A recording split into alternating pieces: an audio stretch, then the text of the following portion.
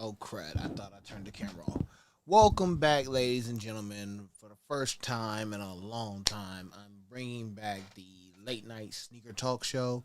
And for those who know, it's where I sit back, relax, decompress for the day. Hold on. And, talk about sneakers, you know. And I just clicked my camera off like an idiot. All right, so needless to say, and I kept moving around my camera like an idiot.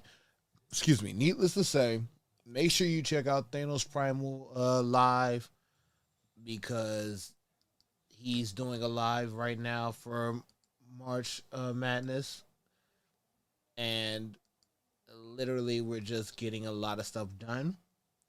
And so yeah, I'm excited about this. I know y'all are excited about this because y'all want to talk about sneakers just like I do, and that's some of the best. That's some of the fun of it. I mean, don't get me wrong. I'm not perfect at this, and this is also a learning progress. But at the end of the day, we do what we can because we know we're human. I'm just grateful, honestly, to have the late night sneaker talk show back and build upon its more established media, so that way we can talk about sneakers, have people come and join the chat, sit back, relax, don't overexert yourself, and do what we can. Now, I will admit, I'm not the best at this, especially talking to my damn self on the camera, but at the end of the day, I'm grateful for all the content that has been coming out. We're almost to 1,250 subs, so I'm grateful for that. I am grateful for the YouTube bootcamp with the vertical live. It's so much to be grateful for. So by the time you're watching this, you would have seen the other shorts, and I hadn't got a haircut. So I literally got the haircut after I made the shorts because I normally make them at work when I'm on my lunch break. So I am grateful for everyone who tunes in, checks out the shorts, and check out every piece of content that is made on Sneakers and Stogies. Since mainly I'm running the channel, and at this point, I'm grateful to just get past my own anxieties and stress and find a way to vent in my own way. And the best way for me to do it, which is therapeutic, is talking about sneakers. So therefore, we will be talking about sneakers. Needless to say, I know I'm not on TikTok like I used to be or as heavy as I am, but needless to say, I'll try to post as much content as I can while on TikTok and everything else. Now, if the camera does cut off, I know either the battery has died and I'll have to get a new battery, or I'll go on immediate break, switch cameras, and switch batteries and do all the other stuff. But for the meanwhile, while we're here, we're going to be doing the late night sneaker talk show. So, ladies and gentlemen, I have the first shoe up already, and it is the Under Armour Curry Fox 1 Lexingtons that drop tomorrow on Friday at 7 p.m. I'm going to tell you this, and I'm going to tell you this because, I like what I do, and I love, commenting not only about sneakers, but commenting about pieces of art. Because, like I said, for me, sneaker culture is more of an art piece than actual shoes. And I will say the Lexingtons give me like older KD vibes. The Curry ones, the Curry Fox ones, excuse me, give me more older KD vibes. Now I like the blue, and and I get that's a Kentucky Lexington blue, but at the end of the day, it's still a blue. It's still a nice shoe, and the strap, like I said, the strap takes me back to like the earlier KD days, like the 2010 era KD days. I mean, the strings, nice. I feel like this is really more pertaining to the hooping shoe, the hooping culture, but at the end of the day, it's something that everybody gets to enjoy or at least, have a chance to embrace, especially with the sneaker culture that's going on here.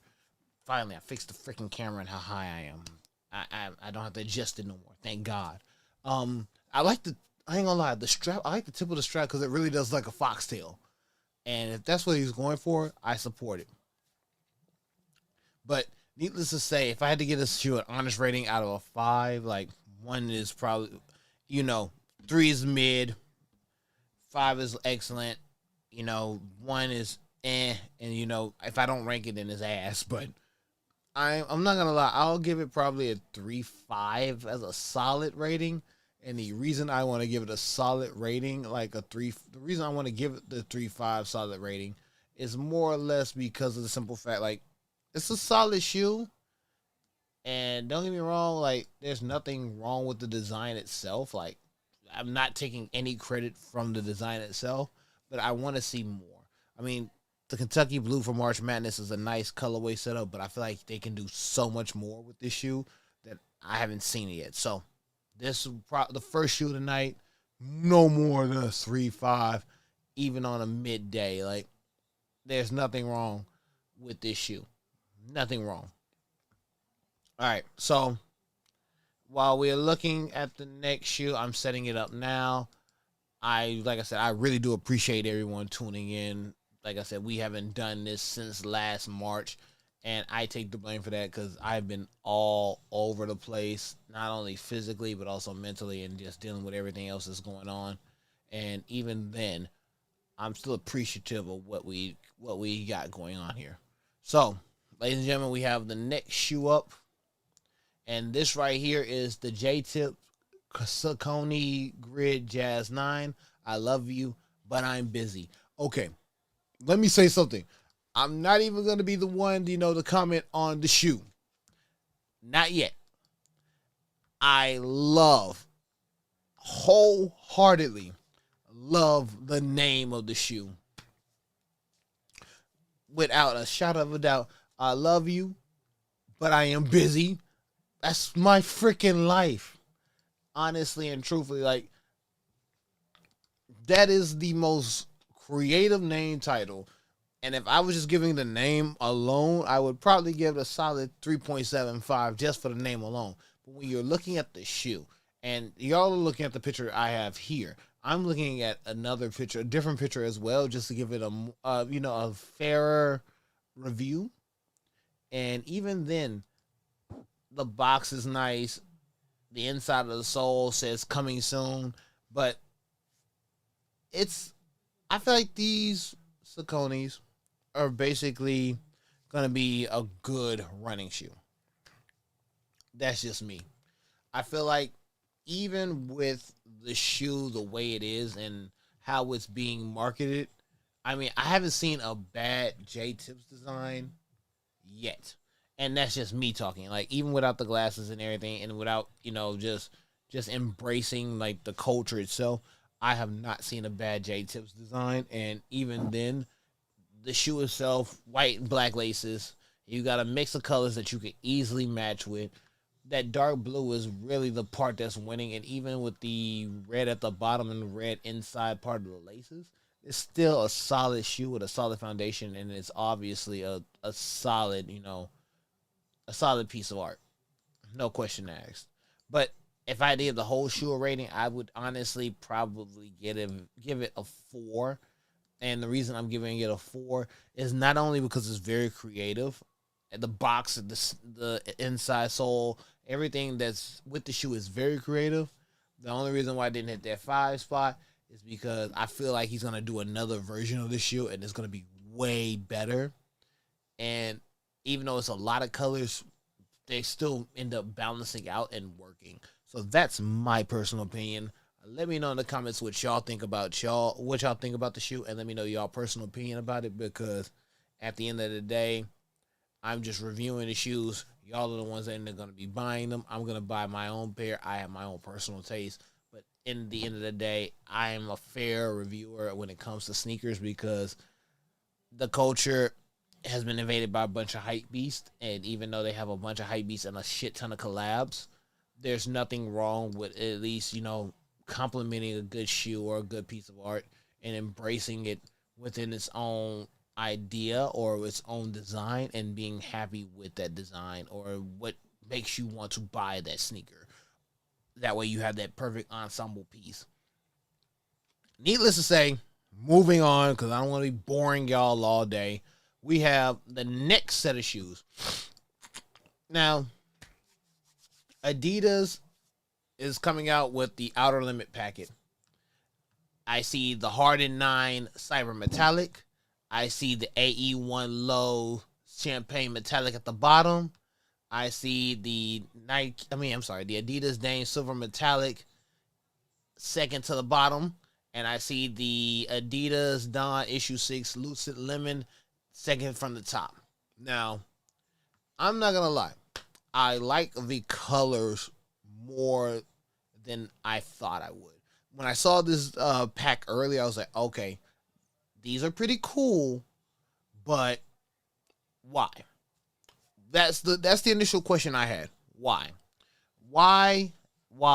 Why? That's always gonna be the key thing when it comes to like why would I want this? Why would I want this pack? Why would I want this collection? Why would I embrace this as something that I would put in my closet or put on my feet? Let me say this. I'm not gonna lie. I called it last year when I said the AEs were pretty much the sneaker of the year last year. And I will put the AE2s later on during the sneaker talk show, hopefully after the first camera die or the second camera die and we take a little medium break. But the champagne metallics are probably going to be my number ones from this collection. That's just me personally. I, I, I honestly, I personally am enjoying. Oh, my iPad's falling and it fell and it almost took the mic with it. Holy sweet Jesus. Um, Needless to say, iPad fell, flipped over. Now as you know, it rolled over, had a good time. Now that that time is over, we are back. The Champagne Metallics pretty much won it for me from this collection. Now, if I had to choose a number two, I'm gonna be honest with you. I like the Hardened Nines, the Cyber Metallic Hardened Nines. I even seen students wearing Hardened Eights at the school I work at, and I'm like, okay, Harden, trying to make a comeback name for himself, ain't nothing wrong with that.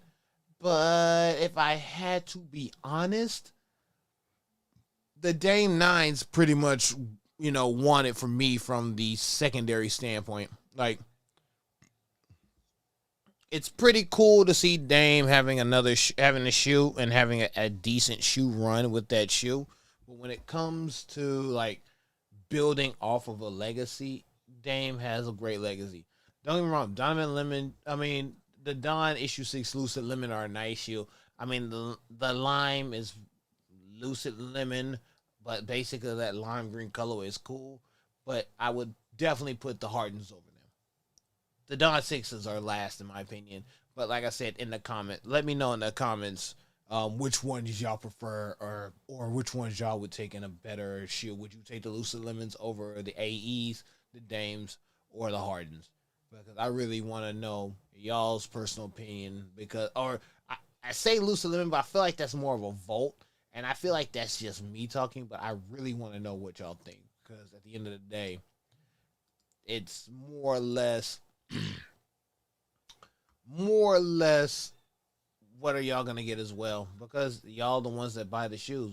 I'm just a reviewer and I try to get whatever I can, especially when we're waiting on the flu games to do another live with that. So that is a surprise live with this March Madness streaming event coming out together and everything like that, because I've literally gone 6 days straight streaming. It might not all be at consecutive times, but I've done it, and I'm thankful for everyone who's checked out and checked on and see what's going on. All right,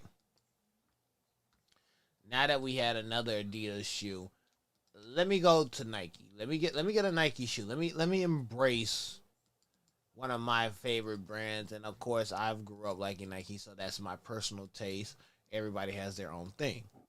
I I'm not against your own personal taste. Some people might not like Nike. I get it. That's why I try to review all shoes and try to be as fair as possible with all of them, because at the end of the day, it's not just me who's buying the sneakers. It's all of y'all and everybody who has checked out the channel, checked out the subs and all that.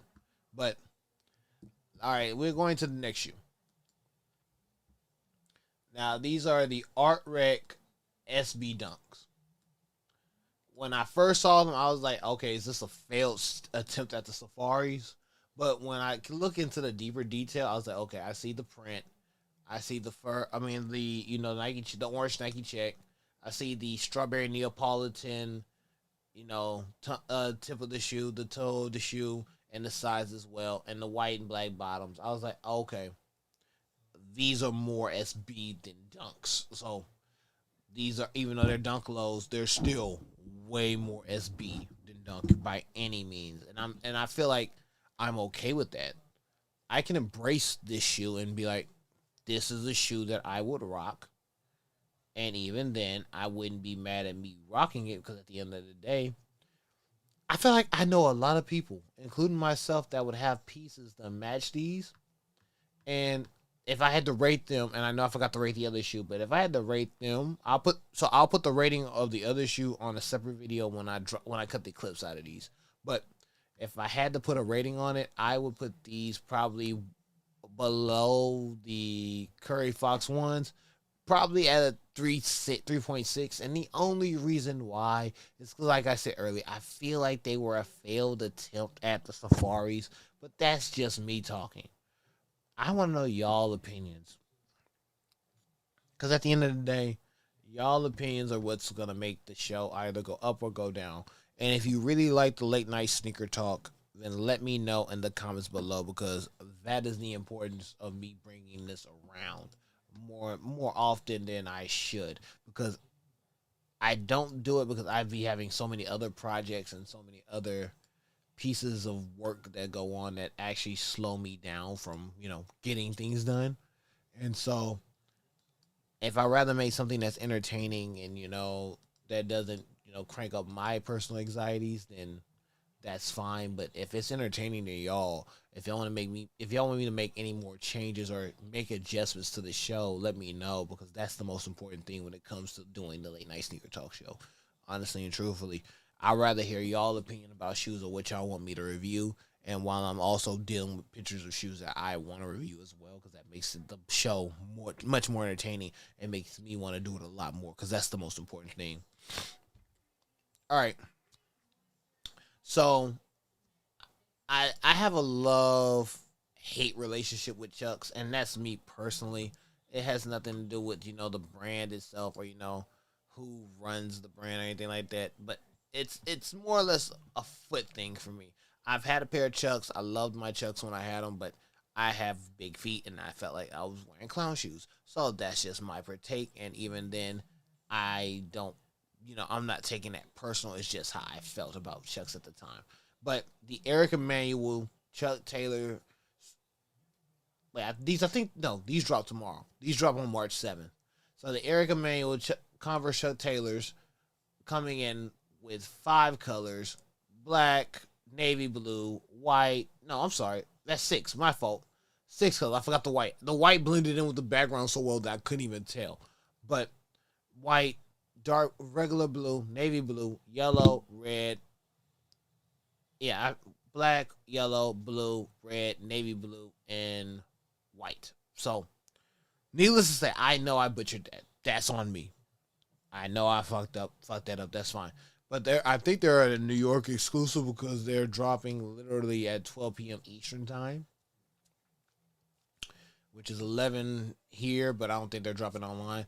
Honestly, what I can say about these is they're not a bad, pair of Chucks. That's not where I'm going with that. What I'm saying is, I'm glad that, there are a lot of other people that are doing collabs with shoes that don't get the recognition that they deserve. And even though I have my own take on Chuck Taylor's, excuse me, oh my god, oh, I'm so tired, excuse me, but the show must go on. Even though I have my own personal take with Chuck Taylor's, at the end of the day, they're not a bad shoe. They're not a bad shoe. It's just, if I had to rate them, that would be literally maybe a 3. And that's because they're more than just one singular colorway.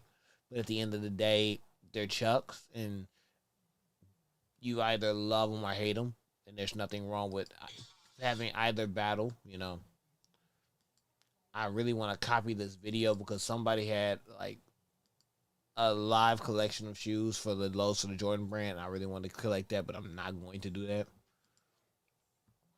But I did see something important, and I want to talk about it now. So let me switch to the next shoe, because I think this is important. Yeah, here we go. And when I saw this earlier today, I was like, okay, maybe I'm out the pocket. Maybe I'm wrong. Maybe I feel like this is gonna make the shoe rarity in the sense price wise a little bit more different. But needless to say, we thank you to Sneaker Bar Detroit. I want to give them their shout out because they're the ones that told me about this, and I feel like that this is interesting. Now, if you know about Rare Air and you know that the Rare Air Jordan 4s are coming back out, we're all excited. Even I don't even like 4s, but even I'm excited for the shoe. But only 25% of total pairs of Rare Air will be in gold, while the majority will be white. So this is basically your golden ticket of sneakers. Because it's already Rare Air, and you know Rare Air don't come out often. It's an anniversary. First of all, it's an anniversary for the Jordan brand. But second of all, you're doing a gold inside piece for Rare Air, which means the gold ones are going to be way more than the white ones. So that means the white ones are going to probably be at a default price. I'm okay with that. But the gold ones are going to be way more, and you know StockX, GOAT, and all other resellers are going to tax you for that. And that's probably going to be the main thing that's going to either make you want to get the gold or make you miss out on the gold. Either way it goes, I personally don't like 4s. And I personally, if I have Trey from T&E's family, getting the shoes, and I'd be like, okay, cool. But if it's me, we ain't getting them. And I hate to use bad English, especially as a master's recipient waiting to do the PhD life. I personally will not be getting them only because of the simple fact that I just don't like 4s. And it's not the whole shoe. If I had to rate Rare Air, I'm going to always say Rare Air is at least a solid 4, no pun intended. And that's only because not only because of the Jordan 4, but because of the Rare Air monocle. But needless to say, it's Rare Air. Like, Rare Air is a rarity. We are thankful that they're releasing Rare Air shoes in the year 2025 of our Lord and Savior Jesus Christ. But needless to say, it's kind of like, well, damn, you made it more and more interesting for us to actually want the shoe more than, just, oh, yeah, Rare Air's coming out. Y'all gonna get them or y'all gonna pass up on them? And if y'all gonna get them, y'all gonna try to get the regular ones or the gold ones?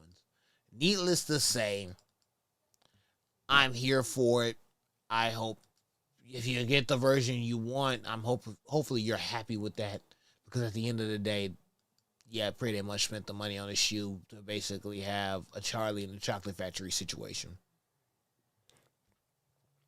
That's just me. That is personally just me. I can't argue that. That's me. But we go back to Adidas for a minute. And I feel like I should be doing this timed, like at least give a minute or two of each shoe. But then I'll be up here all day talking about multiple different shoes like I'm doing now, but making it crazier. So, that was my fault. I went off the rails. So, before we go into any deeper details, and the first shoe, the only shoe that leads us into the 30-minute mark, which is going to give us a much more in-depth discussion, is the AE2s. Now, this photo right here, and I'm going to be honest with you, much more detailed than the sample. Because if I pull up the sample of the AE2s, and I'll pull it up after we get deeper in the conversation, the AE2, this photo gives me hope that this is a great continuation from the AE1. The AE1, I called it when the shoe first dropped. This was Sneaker of the Year. So that means, since it was Sneaker of the Year, that the AE2 has a lot of hype to live up to. And even then, it has the opportunity to create a repeated situation of giving Adidas a chance to making sure that at the end of the day, they are going to get a great second shoe. Now, Let me go back a second. Because like I said, I don't want to rate it and the shoe actually be a disappointment when we haven't had a full photo of the shoe. But I'm pulling up the sample now. Like I said, I'm gonna let the sample lead into the 30-minute mark, just so that way if the camera cuts off, it's good enough for us to take a pause, switch the batteries, come back to the show, and then continue talking.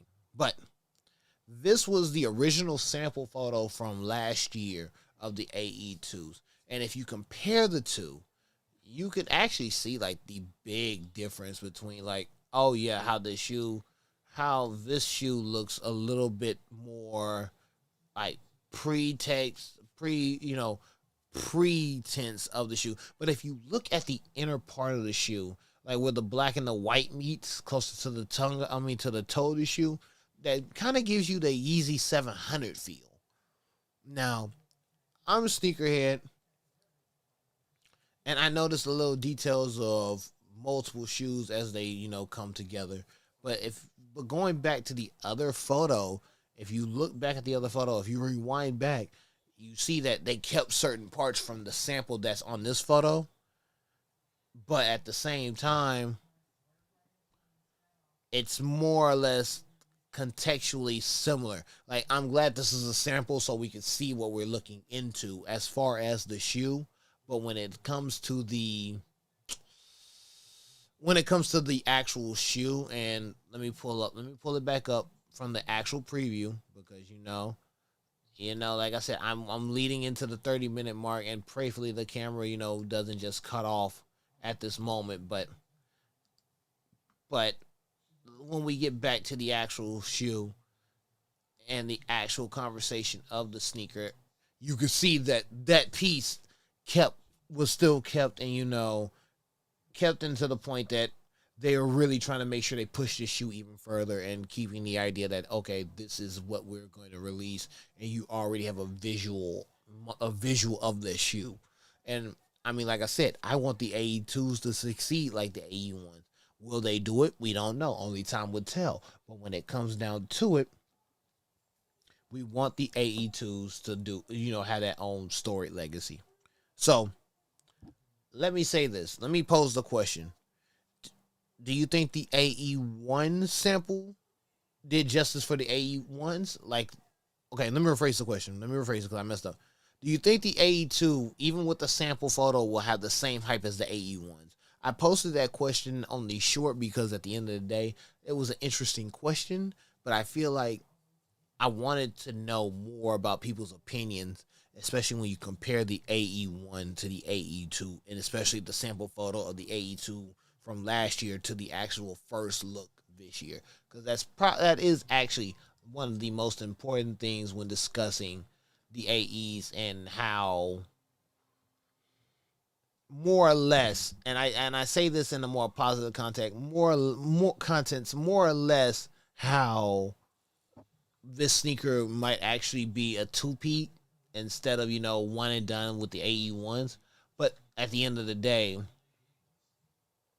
it's still a sneaker that people are gonna actually buy, and they can actually get without hype beasts just overkilling the hype market on them.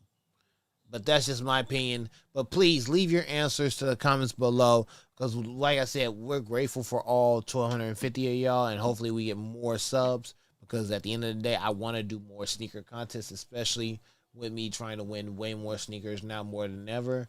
And even then, you just celebrate the moment that you're in, and you live in that moment and embrace it. But needless to say, don't want to overexpose myself.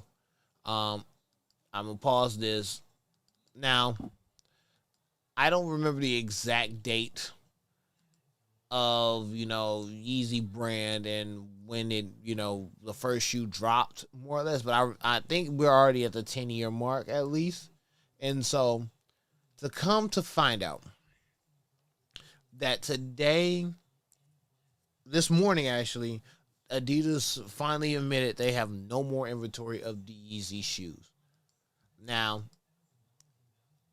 they and hold on 1 second. I do apologize. Hold on 1 second. The camera, like I told y'all, the camera will cut off for me. And once we get it back rolling, then we gonna keep the show going. But I think the camera's back on.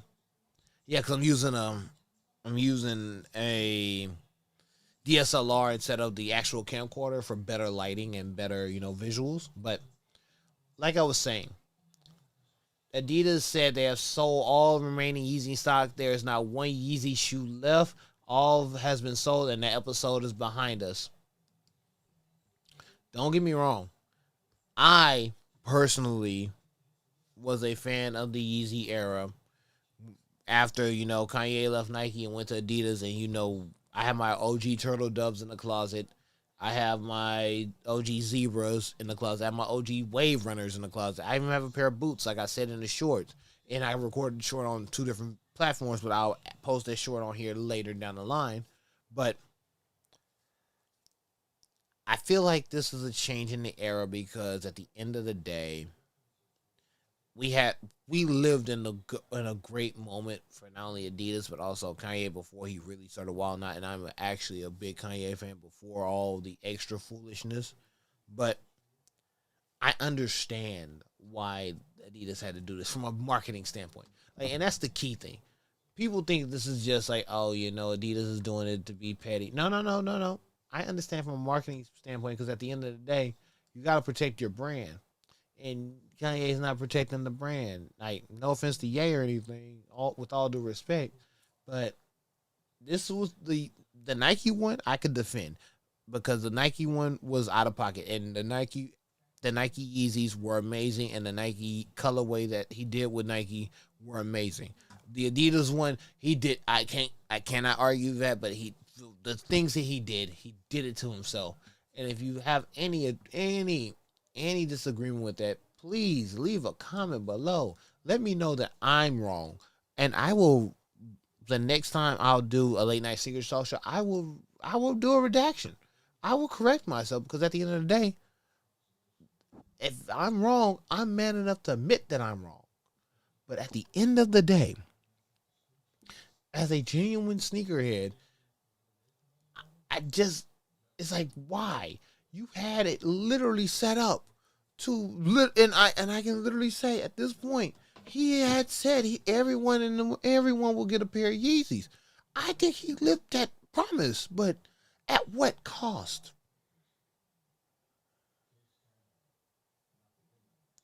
That's the thing. At what cost does it take to risk your brand and everything that you have going on for you to, at the end of the day, ruin it? Now, I don't want to cut myself off again. All right. So, ladies and gentlemen, I know we are happy we made the 30-minute mark. I'm grateful because this is like the return of the Late Night Sneaker Talk Show. And it's the return of bringing something back that I actually miss doing, but I need the community on this one. Like, that's the key thing. It's more or less having the community on the show. And I'm not streaming Fortnite today because Thanos Primal is doing it, but the one athlete that Thanos Primal does not fool with is Sir LeBron James. Oh, wait, hold on. And even with Sir James, making 50,000 points, I'm happy for the achievement. I'm even happy for the white and gold, aka the 49,999 point version of the LeBron 22 PEs. I will admit, for a solid white shoe with very gold trimming, this takes me back to Jordan Brand 2005. And for those who know, they know. The Air Jordan 2 Low sales. White and sale.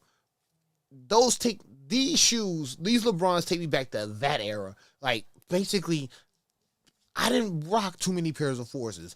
I had mainly J's and other shoes. But I will say my Jordans were damn near close to my collection of Forces that people had. I had white J's. So these LeBrons are taking me back to that era and that time of thinking when I really said, like, holy shit, even though these are PEs and if they release, I ain't gonna lie, I might actually attempt to cop these, but a white pair, them some solid joints. If I had to actually rate them, and like I said, I'm not a big LeBron fan past 10. 8, 9, and 10 were the best era of LeBron's. But if I had to be an honest, an unbiased reviewer, I would say these are a solid 4.2. Like, alone, they're a solid 4.2. Like, are you kidding me? These are actually solid. But at the end of the day, somebody in the comments is going to be like, I don't see what you see in these shoes. These are mid. You're probably LeBron James. I don't know. I don't LeBron James. I don't mean right nobody. I am a sucker for good shoes and good art. And if the shoe could tell me a story about it, then I'm here to listen, because at the end of the day, the fashion culture is one thing. The hype beast culture is another thing. But when you make a piece of art and actually stand on business with it, then at the end of the day, the shoe is going to speak for itself. And that is the most important thing about these LeBrons. I may not like the athlete too much. I could care less about the athlete. But when it comes to the actual sneaker and them actually telling the story that we can actually enjoy, then they gonna fuck around and find out, because these joints are actually pretty nice. But needless to say, make sure after reviewing this video you leave your comments, and also let me know what sneakers do y'all want me to review on here, because that's how you keep the show going. That's how you keep the entertaining going. That's how you make sure that at the end of the day, it's lit and, we are having a good time, and I can bring back more and more of the show, because that's probably the most important thing. And honestly and truthfully, I might keep saying this until y'all get tired of me saying it.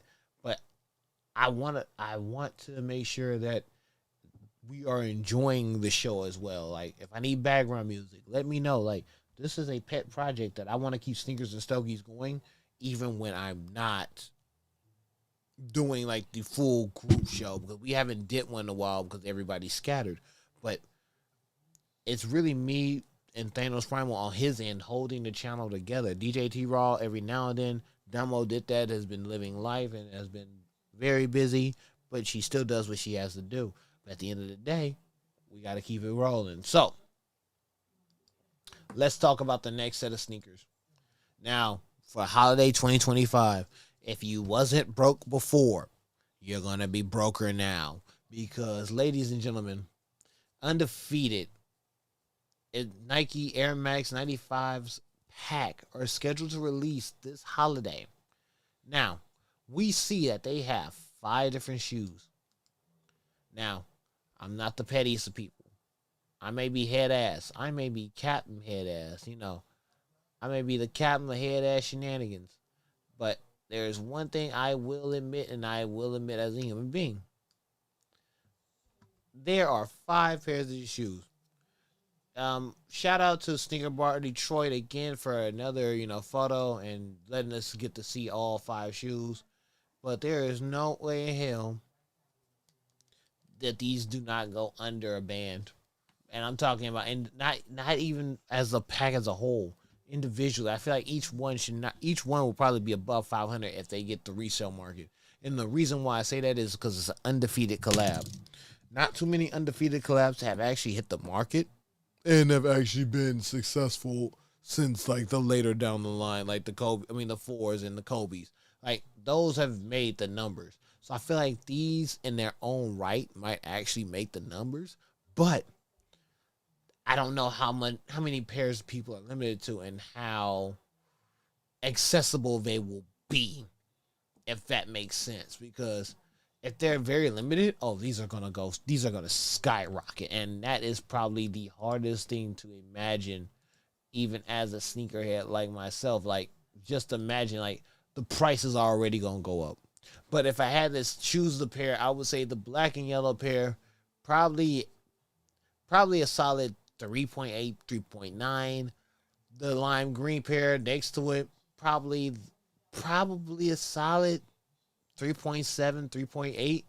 The orange pair, I mean, I can't go wrong. The orange pair is pretty nice. The colors, pop, but it's similar to like the all four of the top shoes. But the bottom one, that last one next to the undefeated logo, is probably the 4.25 out the bunch. Because at the end of the day, I feel like that shoe right there is probably going to be the one that makes people want to buy that shoe and actually raise up the price for no freaking reason. And that is the problem right there. All the other ones might be mid, but that bottom one is going to be the one that makes the price skyrocket for no freaking reason. That's just my personal opinion. Take it with a grain of salt as you will, but let me know how you really feel because I need to know. Wait, keyboard. My bad. MacBook is not MacBook. Mic on the keyboard. So we have another shoe. I'm gonna go from Nike to another brand only because of the fact, like, you gotta keep the brands different and you gotta keep rotation going and keep it smooth. I cannot believe we've almost hit our first 45-minute mark, and I want to thank everybody who's tuning in and all that just to conversate. Now, these are blocking me horribly. All right, there we go.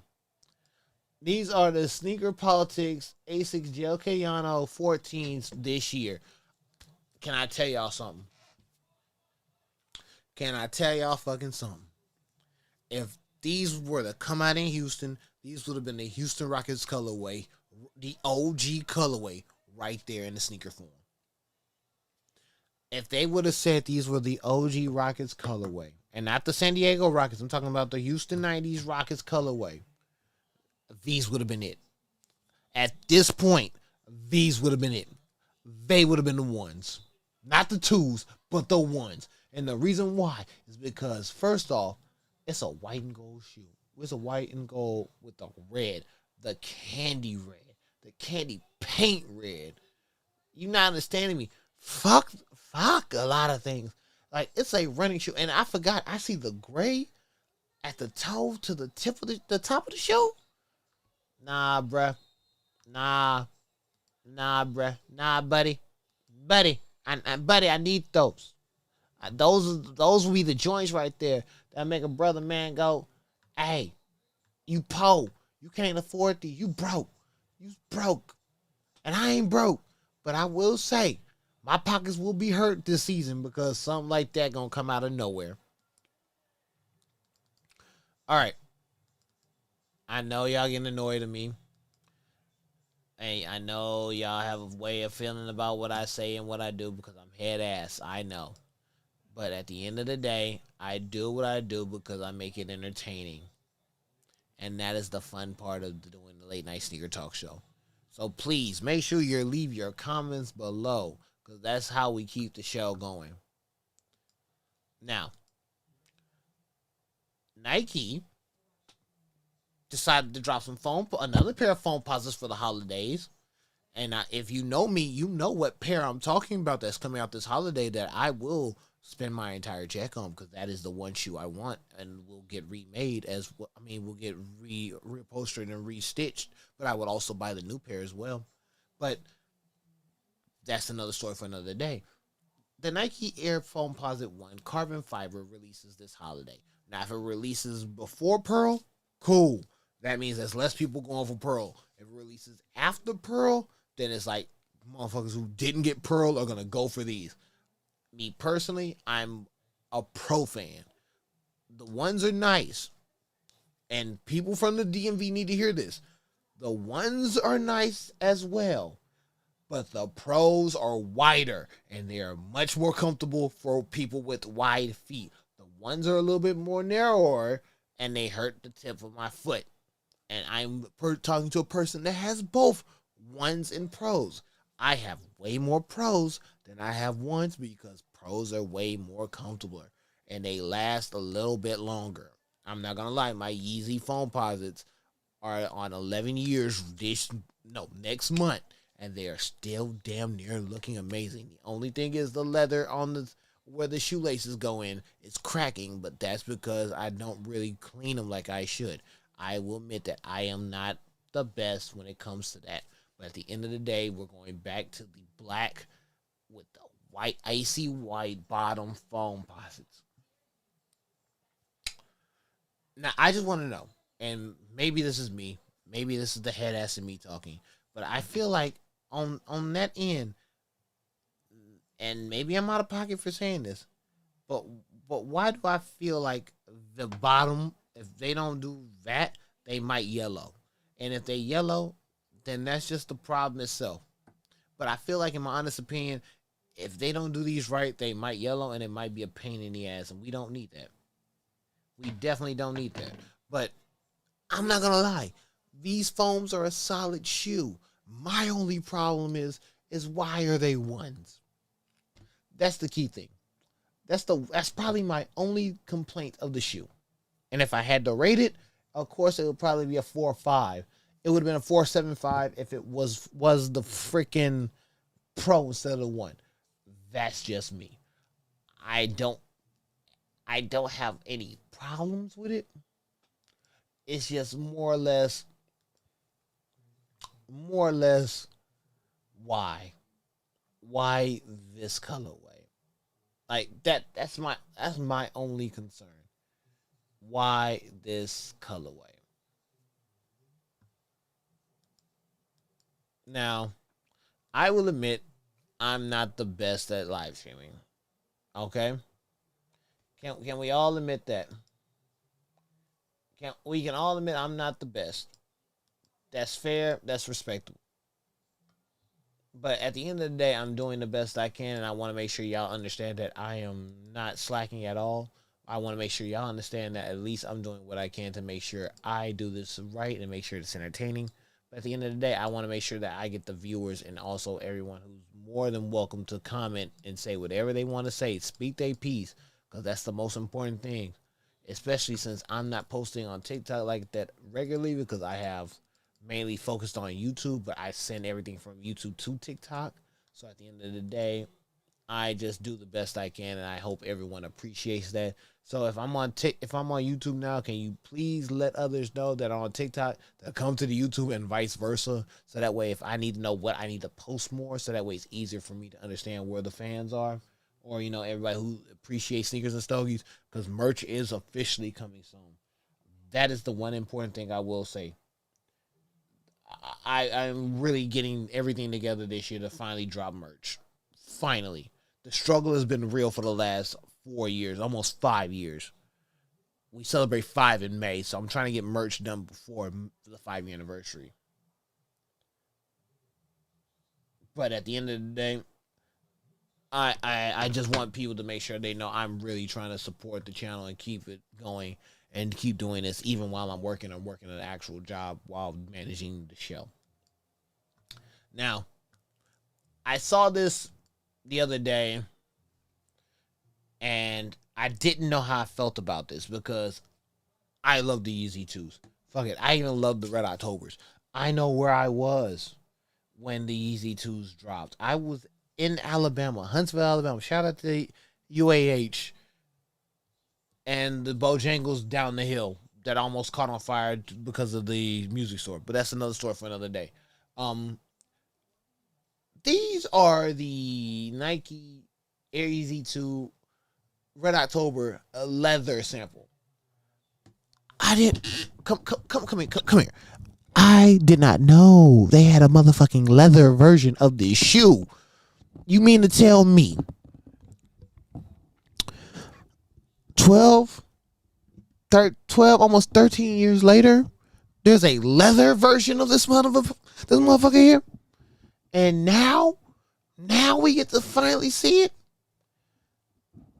Y'all some hoes. Y'all some motherfucking hoes. It's worse, it's bad enough we couldn't get the shoe.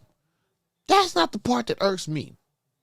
The part that irks me is the simple fact that it is a leather. Motherfucking leather. Yes. I'm hurt. But that hurts more. I'm sorry. I need to get that off my chest. I think that was one of the most important vents I need to get off my chest because of the simple fact, like, it's a leather version of the Red October. It's like the fuck? Fuck you mean you had a whole leather version? You was holding back. You was holding back this entire time. All right. Now, let's go. Let's go on a different route real quick. I'm like I said, I'm jumping through multiple brands, and maybe I should do a timer for each brand and just set up a timer, low key, and then let it reset itself. I'm gonna figure that out. If somebody can help me figure that out, please leave a comment, and I will take their advice of setting a timer for this because that's actually a great idea.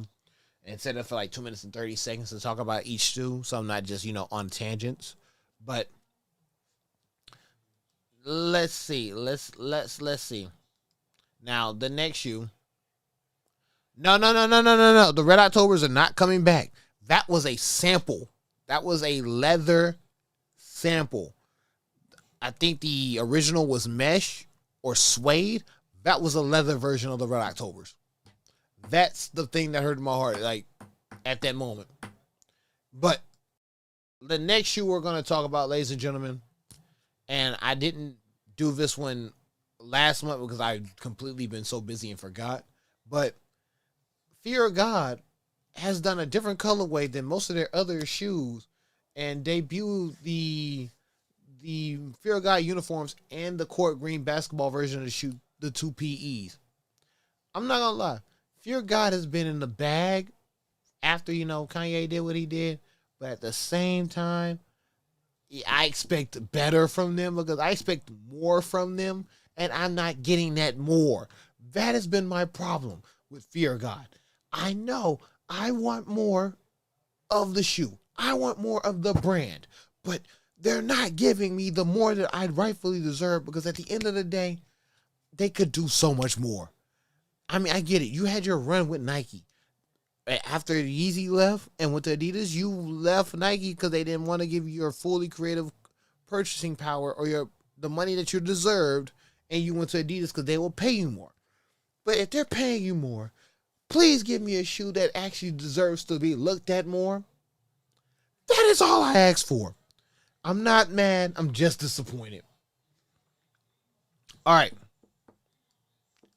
We have one more shoe, and then I'm going to close it out with a separate shoe because I'm about to hit the hour mark, and I am so grateful that I've decided to bring this back once again. So hopefully I can just do this once a week, especially after March Madness. But I just have to get a better system of rotating shoes, and I think that is my big problem. So, needless to say, shout out to Thanos Primal. I saw he just ended his stream not so long ago. I'm grateful that, he's continuing to do the March Madness because, yes, I've literally went 6 days straight getting on my live, either if it's me in front of the camera or me behind the camera, but he's keeping the competition live. So, let's get into the next shoe, and I promise you, I swear to God, I do not try to butcher this man's name, but I do it every single time, and one of my commenters corrected me, and I'm so grateful for him. So if you remember who you are, comment this video. But Salehi Brimberry and the New Balance 991 V2 Color Be the Palette is a nice shoe. And if I had to rate the shoe, it would be a 4.8. And the only reason why it gets that 4.8 out of 5 rating from me is because if you look at the shoe, if you look at the other pictures of the shoe, and I think I found one. Hold on. I think I found one that's actually better presenting. But the shoe itself, the colorway of the shoe is basically Neon Genesis Evangelion in shoe form. It's basically Neon Genesis in sneaker form. Like, come on. The purple, the green, the very little bit of red, the orange. Matter of fact, no. Y'all don't believe me. Y'all don't motherfucking believe me. I'm sick of y'all not believing me. So, I'm going to I don't remember the Mecca, and I'm sorry because right now I don't want to go on a deep tangent, but I'm going to find the picture. There we go. There we motherfucking go. Well, not that picture, but I found the Mecca. Like, when you see the mech and I bring the shoe back up, you're going to be like, Did he just steal this? But okay, you see the shoe. Hold on, you see the shoe. Let me see what I can do with the media file. Hold on. Oh, that's the local file. Hold on. Oh, that's the audio file. Hold on. I don't want to use the audio file. I promise y'all. I promise y'all. This is gonna be interesting. This is gonna be very interesting. Hold on. I might add one. No, not a new folder. Hold on. New source. Image. Hold on. I'm about to do this in real time.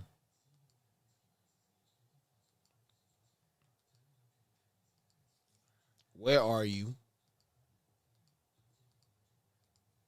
Where are you? Come on now, cause we gonna get this. We gonna do this just right. Hold on, because y'all thinking I'm crazy. There we go.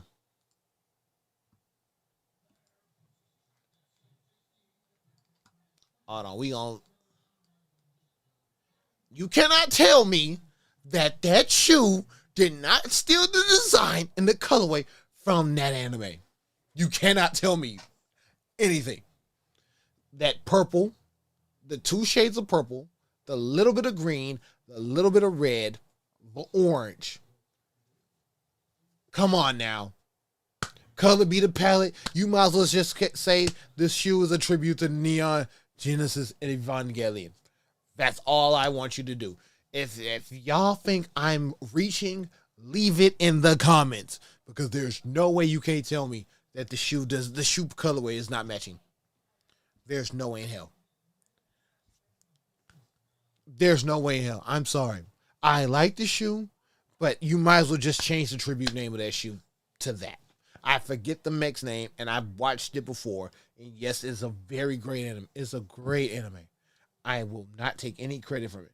I'm in sneaker mode, so my mind is somewhere else. But you cannot tell me that those two don't look. The two colorways are not similar. The pattern is not similar. I'm sorry. You cannot tell me this. Hello, hello, hello, hello, hello, ladies and gentlemen. Welcome back to another episode of Late Night Sneaker Talk. Now, I will admit, I'm using a different camera because I had a long weekend, a long, busy weekend. So I end up using my main camera that I normally shoot here for the photo shoots, and I have not had time to charge my batteries. So today I'm deciding to use my other camera. Oh, snap. My other camera, just so I can do this content. Ladies and gentlemen, this is day 10 of the March Madness live stream month. And I swear to everything I love, I am tired. I have non-stopped this entire week. I am still going. And even though I did a short stream without the camera yesterday because I didn't know if this camera was going to work correctly, I said I might as well at least by any regards, at least do a late night sneaker talk show. And honestly and truthfully, I'm going to do at least for an hour. So at least an hour and 6 minutes the stream should be on. So I know there's not too many people on right now. And even then, I'm okay with that because it's last minute. And honestly, I truly and really want to get to bed. But at the same time, I'm not about to shortchange y'all. Because at the end of the day, I'm appreciative of everyone and anyone, who has tuned in, came by, kicked it, checked out the shorts, everything. Like I am so behind on so much work, just managing everything by myself, that I have not watched the new Daredevil series yet, and I really want to. I found a show on Max that I'm interested in that I'm gonna watch right after this. White Lotus season 3 is really good right now. Shout out to the Last Weekend Tonight with John Oliver. I'm waiting for the British season of Have I Got News for You. I'm waiting on 8 out of 10 Cats Does Countdown, and I'm watching another show. It's another British show, but I've really just been so busy with work and everything that I have not had time to properly get things going correctly. So, with that being said, let's talk shoes because, ladies and gentlemen, boys and girls, as I unveil this first sneaker, I'm going to just start off with this one and then continue going up my chain of command because I have a list. Like I do this every day. I make sure I get a bunch of sneakers just to review for y'all on the late night talk show or even on the shorts. And I'm appreciative for everyone who's checked out the shorts. That's why we're at 1,253 subs. And let's get started. All right, ladies and gentlemen, the first shoe is the Nike LeBron Prime 93, the LeBron 21s that released May 9th. I'm going to tell y'all something. And y'all might say that this doesn't deserve the hype that it is. Let me move this mic closer so you can see. This mic is right here. This shoe, honestly, in my personal opinion, deserved the hype that it's about to receive. And the reason I say that is because, first of all, you took one of primetime shoes and crossed it over LeBron. So that's basically a football and basketball collaboration sneaker in one. And you did that. You did that. Let me tell y'all something. Y'all did that in the best way possible.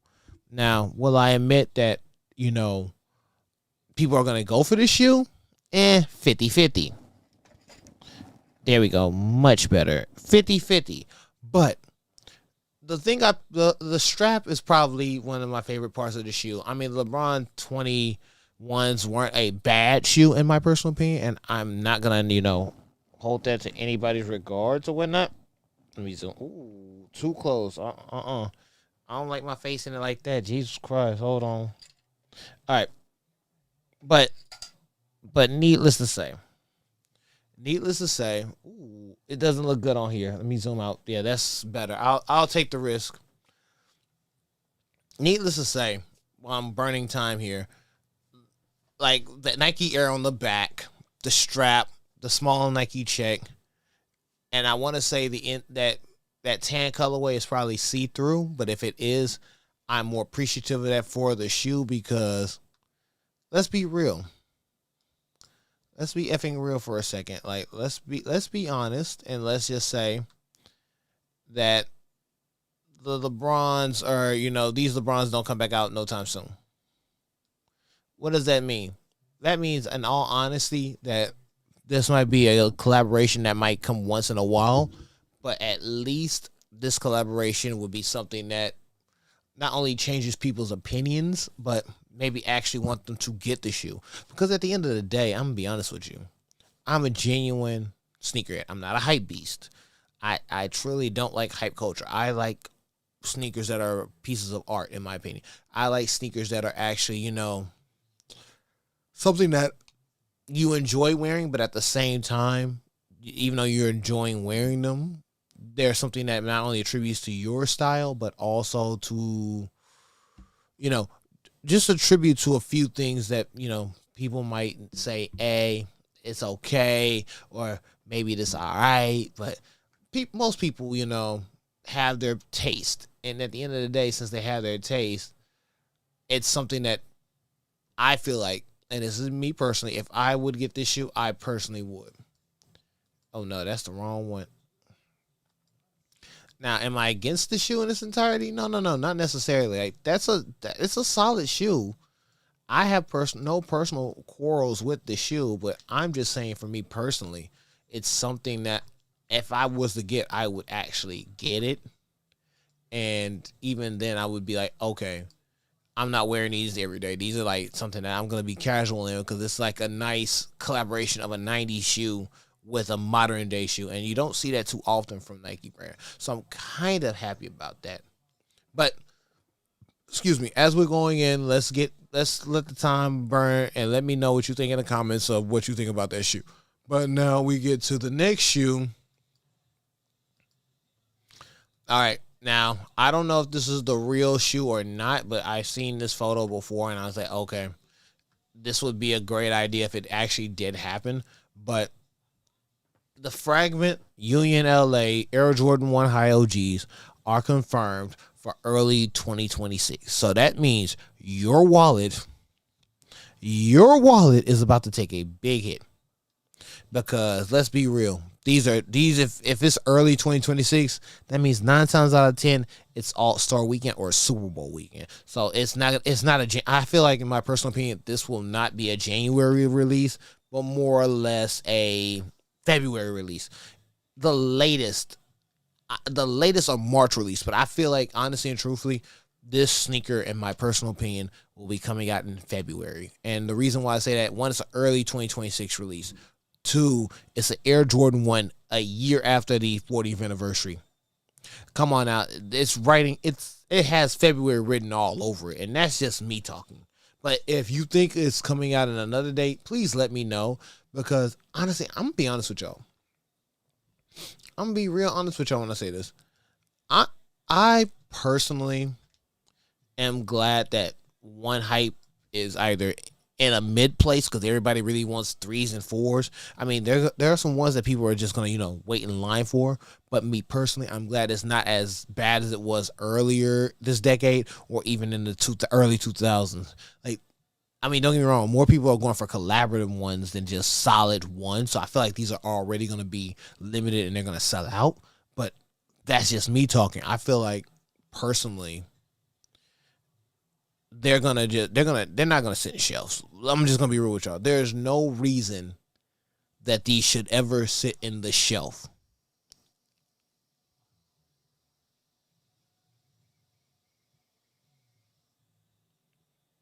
That was a weird sound. I'm sorry.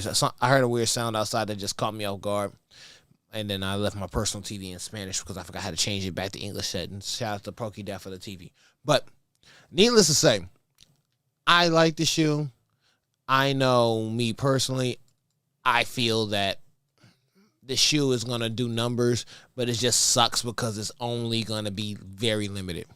That is my thing. I know the shoe's going to be very limited, and even then, hopefully everyone's here,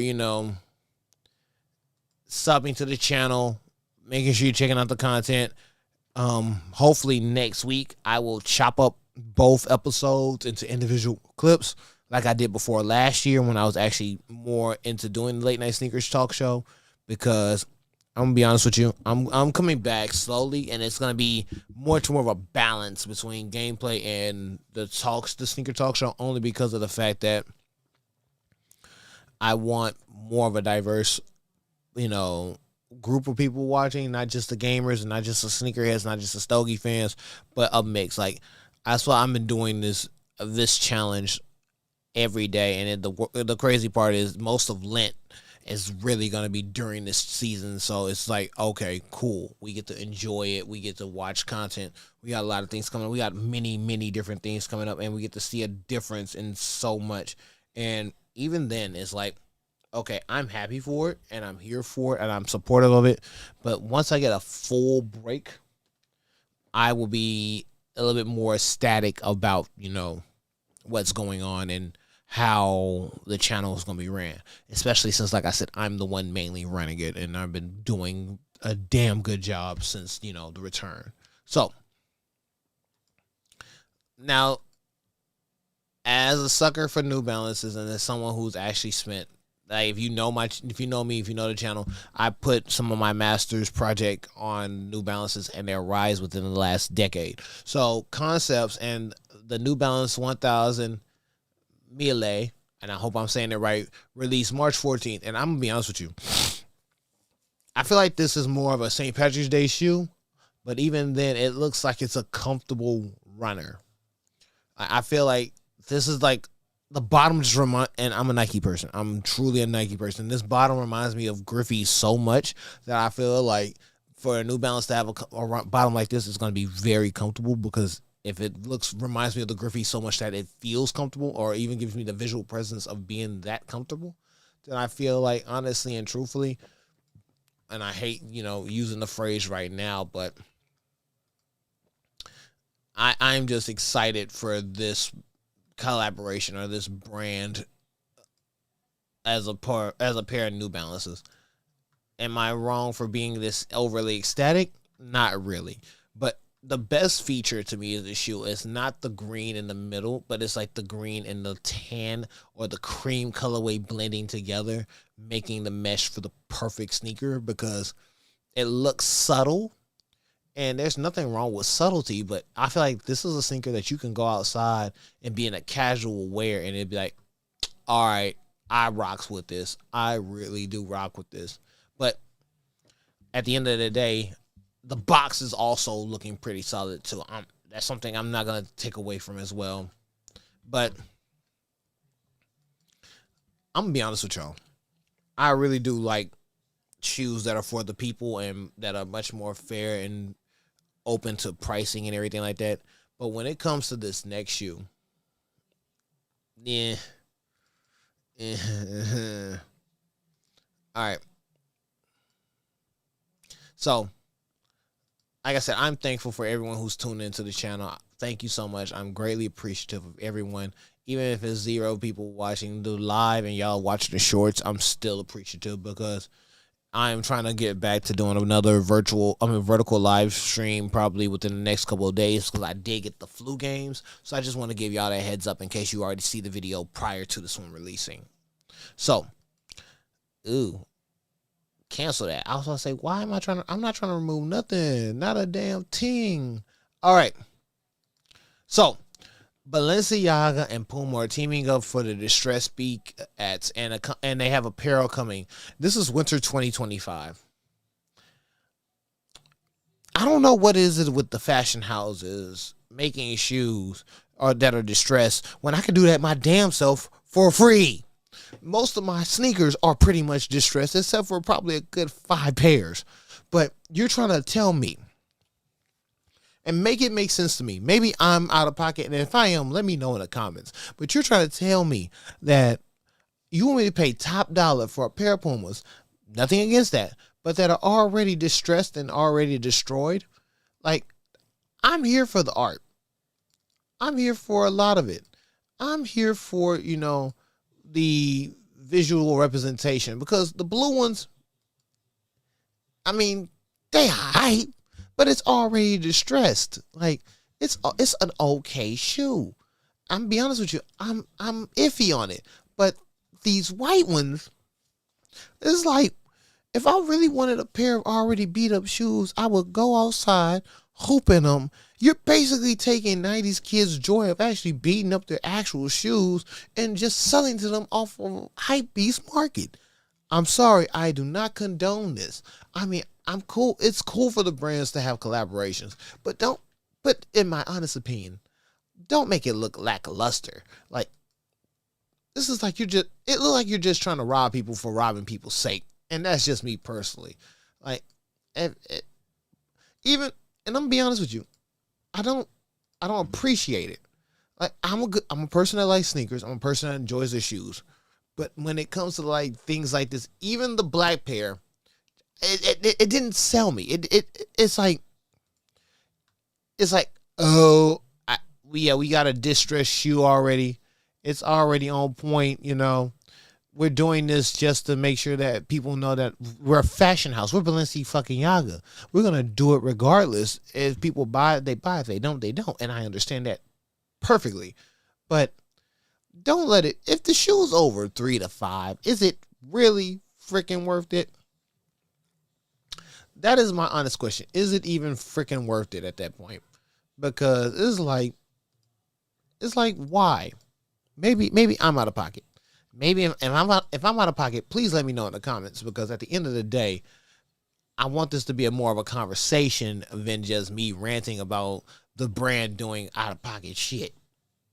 And if I get, flagged or whatnot, that's fine. I do what I do, and I don't have sponsors, so I'm not worried about being censored. Not neither Nike or Jordan brand or even Puma or Adidas or New Balance has came up to me and said, hey, can we get you a shoe? So I'm going to say whatever the hell I want.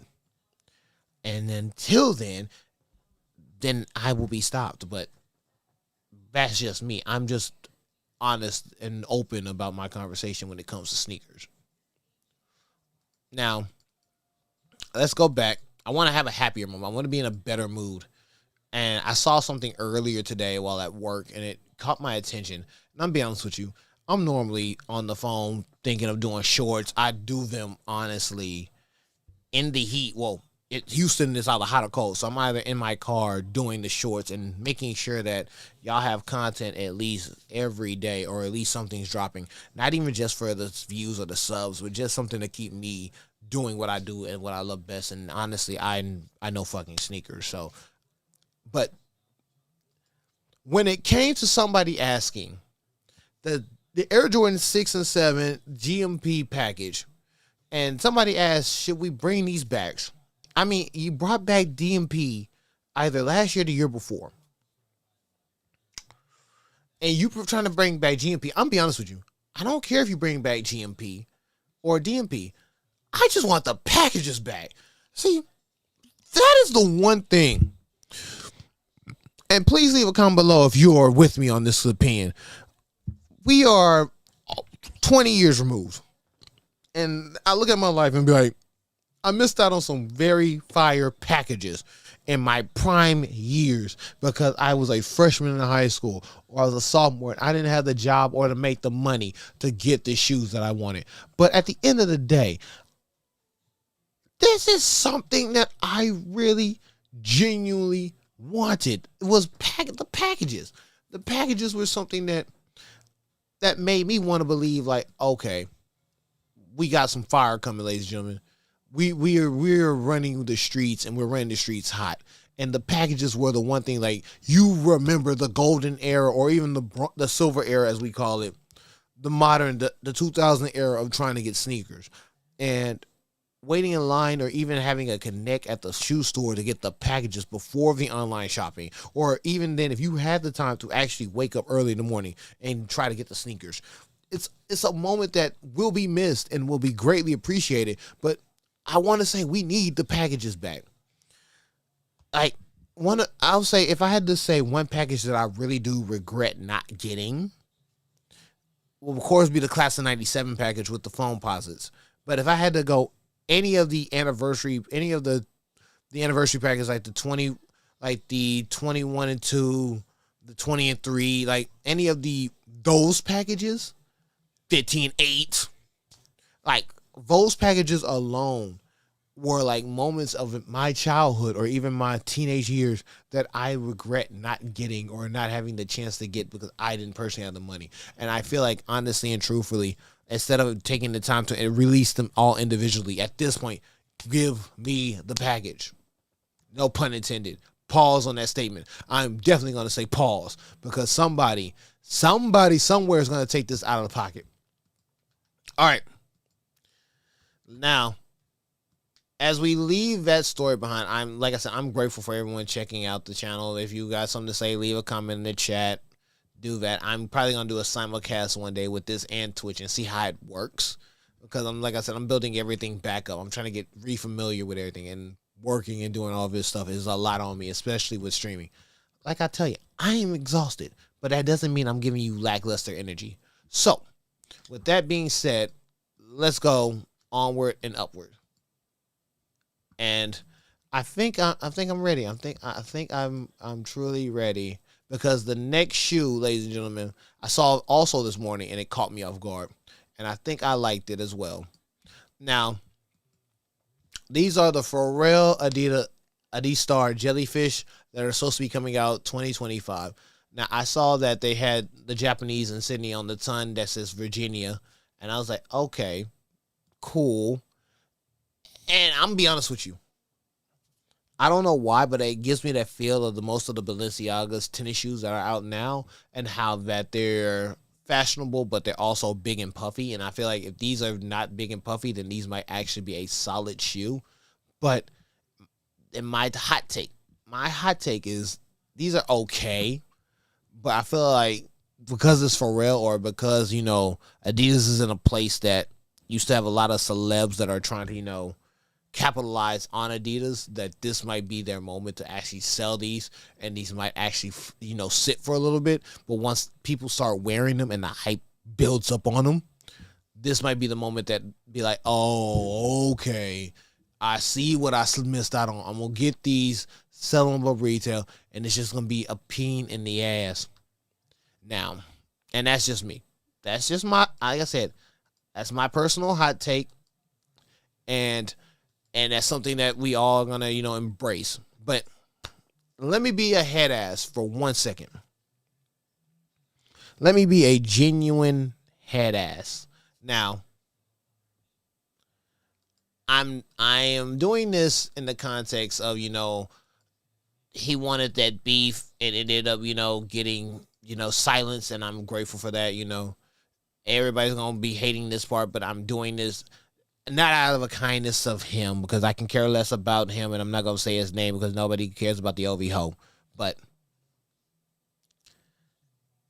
as a sneakerhead and as somebody who, is all right with the world and, making sure that things are fair, because I'm not just going to be a head ass and, not acknowledge someone's sneaker because, they're that person. And if you send me a letter saying to stop talking shit, I'm going to be with that letter anyway, so I ain't tripping. But Nocta, or whatever the fuck it's called, dropped the Air Force One Low Pink. When I saw the shoes, and y'all can go back down the story, just typed in Nocta on the channel, I already roasted them because they look like K-Swiss. But now you dropped the pair of Air Force Ones, and the worst time ever. And I feel like, me personally, if you're a true Drake fan, you're going to get them. And that's okay. That's understandable. But you've already dropped these, and if they set the outlet, that's nobody's fault but their own. But can I say at least that when you did drop them, it's like, okay, at least I'm trying to make a move for it. I don't hate the shoe, but I'm not gonna spend money on a brand I personally don't give a damn about. And even then, the shoe looks like a basic Air Force One. And at least now I'm gonna have a hot take. Now, I did go for the Utopia Air Force Ones just to try my luck. I already have a pair of Travis Scott 6s, so I'm fine. But I went for the Utopia Air Force Ones just because, why not? End up getting the confirmation, but never got the shoe, so they sent me my money back. So if the release for the Nocta Air Force Ones is not as bad as the Utopias, then by all means, get them. Go for it. Shoot. Get them. But when it comes to, like, me just going to just buy it just to buy it, and I don't actually like it, why the fuck would I buy it? I actually wanted the Utopia Air Force Ones just to support my former classmates. So that's me personally. You could take it with a grain of salt. It is what it is. Now, the DMV is on my ass because I pick sides in the Foamposite decisions. Now, the DMV likes to roast me because I say certain things about Foamposites. And if you watch any video that I've ever made about Foamposites, you know I have a specific love appreciation for Foamposites. I have nothing against the ones.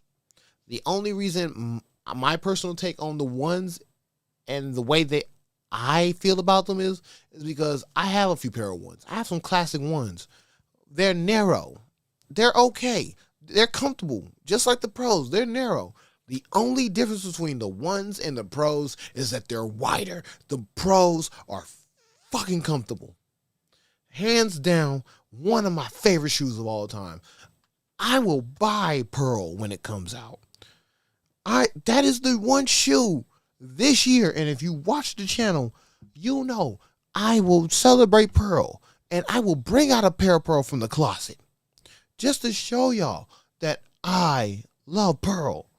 But I'm gonna be honest with y'all when I say this and say I like psychedelic blue. I want to have the pair of psychedelic blue, but will I be spending the top dollar for psychedelic blue? If they were pros, maybe, but they're ones, and that means I'm going to have to go a size up, and I do not want to wear a big size up for a narrow shoe. That's just me personally. You can take how I feel, and you can leave a big comment and let me know that I'm all out of pocket and whatnot. Because I said the same thing last week about the carbon fibers, and I'm fucks with the carbon fibers. I just wish they were fucking pros. But at the end of the day, as a sneakerhead and as someone who appreciates the sneaker, if you get these, get them, enjoy them, love them, wear the shoe. But don't come at me when I'm telling you the reason I personally have my own taste about them is because of the fact that I'm more for the wide than the narrow. I like to be comfortable too. I'm just not these hype beasts that's just gonna buy shoes and be like, oh, I'm buying them just to sell them, or I'm buying them not even getting the experience to wear them. No, I'm telling you this as a genuine sneakerhead.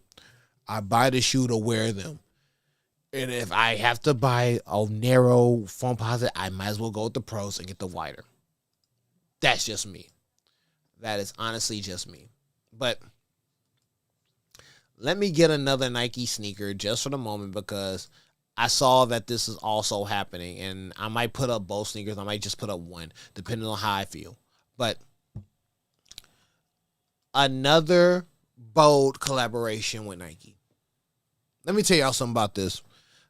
You ungrateful bastards, and excuse my language, you ungrateful people, you ungrateful a-holes, have the audacity to sell out of the bows, the Astro Grabbers, and now we get a second chance at another pair.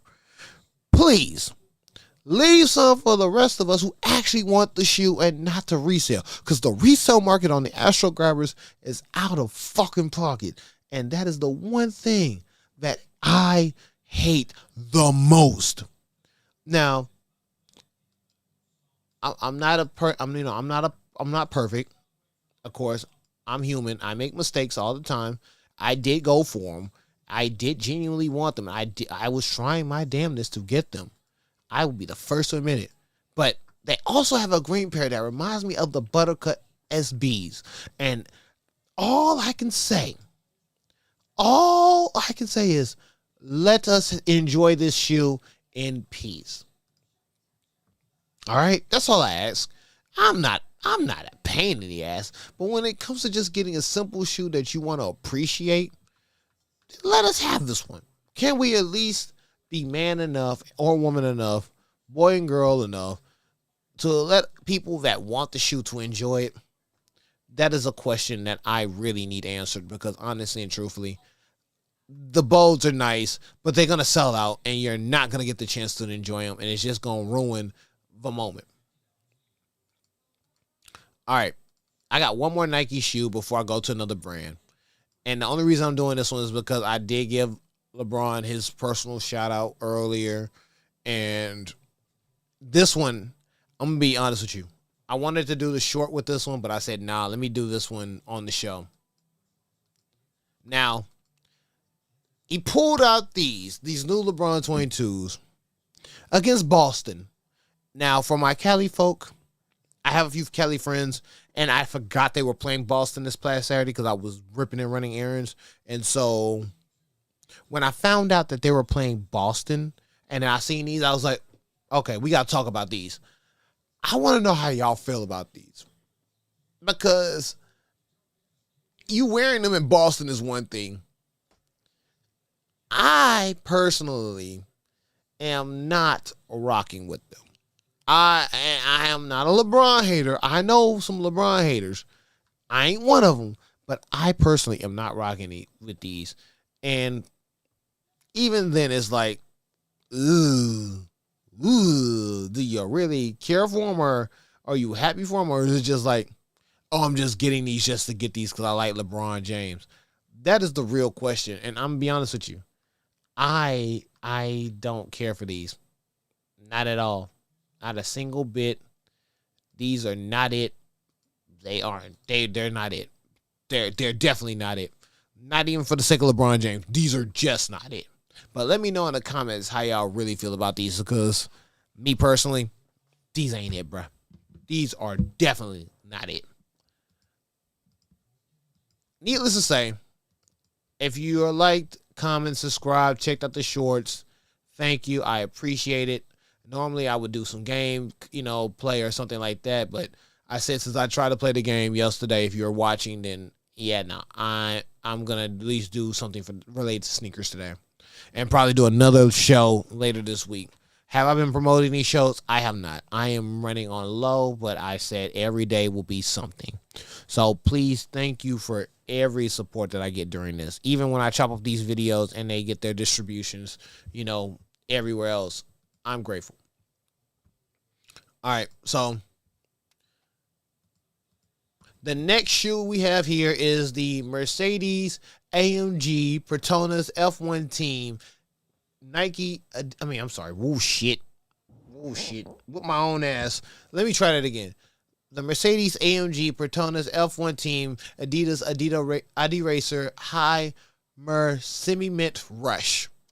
I whip my own ass because that's a long ass name for a motherfucking shoe. But god damn it, I feel like since they're available now, they're gonna sit, and if they hit I ain't gonna lie to you. If these hit the outlet, I'm gonna go for the outlet. I'm going to the outlet to get these.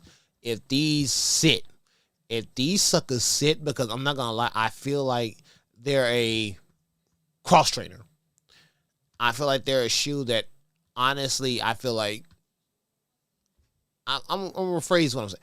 I feel personally that this shoe, if it sits in the outlet for a long period of time, it's going to go so low in price because people are not going to know that this is a cross trainer shoe, or at least something that deals with heavy lifting, or, dealing with, cars, and, we're dealing with cars on the team. You're going to be changing tires. You're going to be doing a lot of other stuff. This is what I feel with this shoe. It's already going to be something that I like the color. That green is one thing. But I feel like that shoe's also going to be comfortable. I feel like it's going to be comfortable, especially when it's broken in and the strap too. I don't think you can go wrong with this one. Now, y'all might be like, you're reaching now. Fine. I will accept that if I'm reaching. I will accept it if I'm reaching. If you tell me in the comments, bruh, you're reaching with these, cool. But them hosts at the outlet, I'm going to be one reaching motherfucker to get them shoes. I'm going to let you know that right now. I will reach to get them. Because at the end of the day, an AMG shoe that actually look like it's comfortable enough to do some lifting in, and also very cheap. I mean, think about it. If the Yeezys went on the market for very low, you don't think these will? Like, honestly and truthfully, if you don't think that this is going to happen, let me know in the comments, because at the end of the day, it's gonna go somewhere. All right. Ooh, ew. My fault. We're gonna try that again. Hold on. Like I said, and if I learned this system by hotkeys, then I'll be great again. But that's fine. Now, I think these are about to come out, and by the time this video drops, they'll be out. But ladies and gentlemen, Rihanna, unlike her giving y'all an album, because we'll get the new A$AP Rocky album before we get a new Rihanna album. But Rihanna is releasing a Puma collection, the Avanti LS Stitched and the cat cleats for the ladies. Now, the Avanti Stitch, which is the orange shoe, $120. Not bad. But for the ladies that's going to get the cat cleats, just remember, that's you probably spent more on Fenty than you spend on her music. So just remember that. You're getting more from Fenty than the music, because you're not getting the music. Let's just be real. Needless to say, I think the ladies will appreciate this one. They like this one. I think that even now more than ever, since Rihanna is not dropping new music for y'all, that you're gonna have to spend the money some way. And at least she's giving y'all something with Puma and a Fenty collection as well that a lot of people appreciate. Excuse me. But at the end of the day, I think honestly and truthfully, the ladies are going to love this one. All right. Now, can I admit something to y'all? Have I done a lot of brands that I haven't, that I know of? Sure.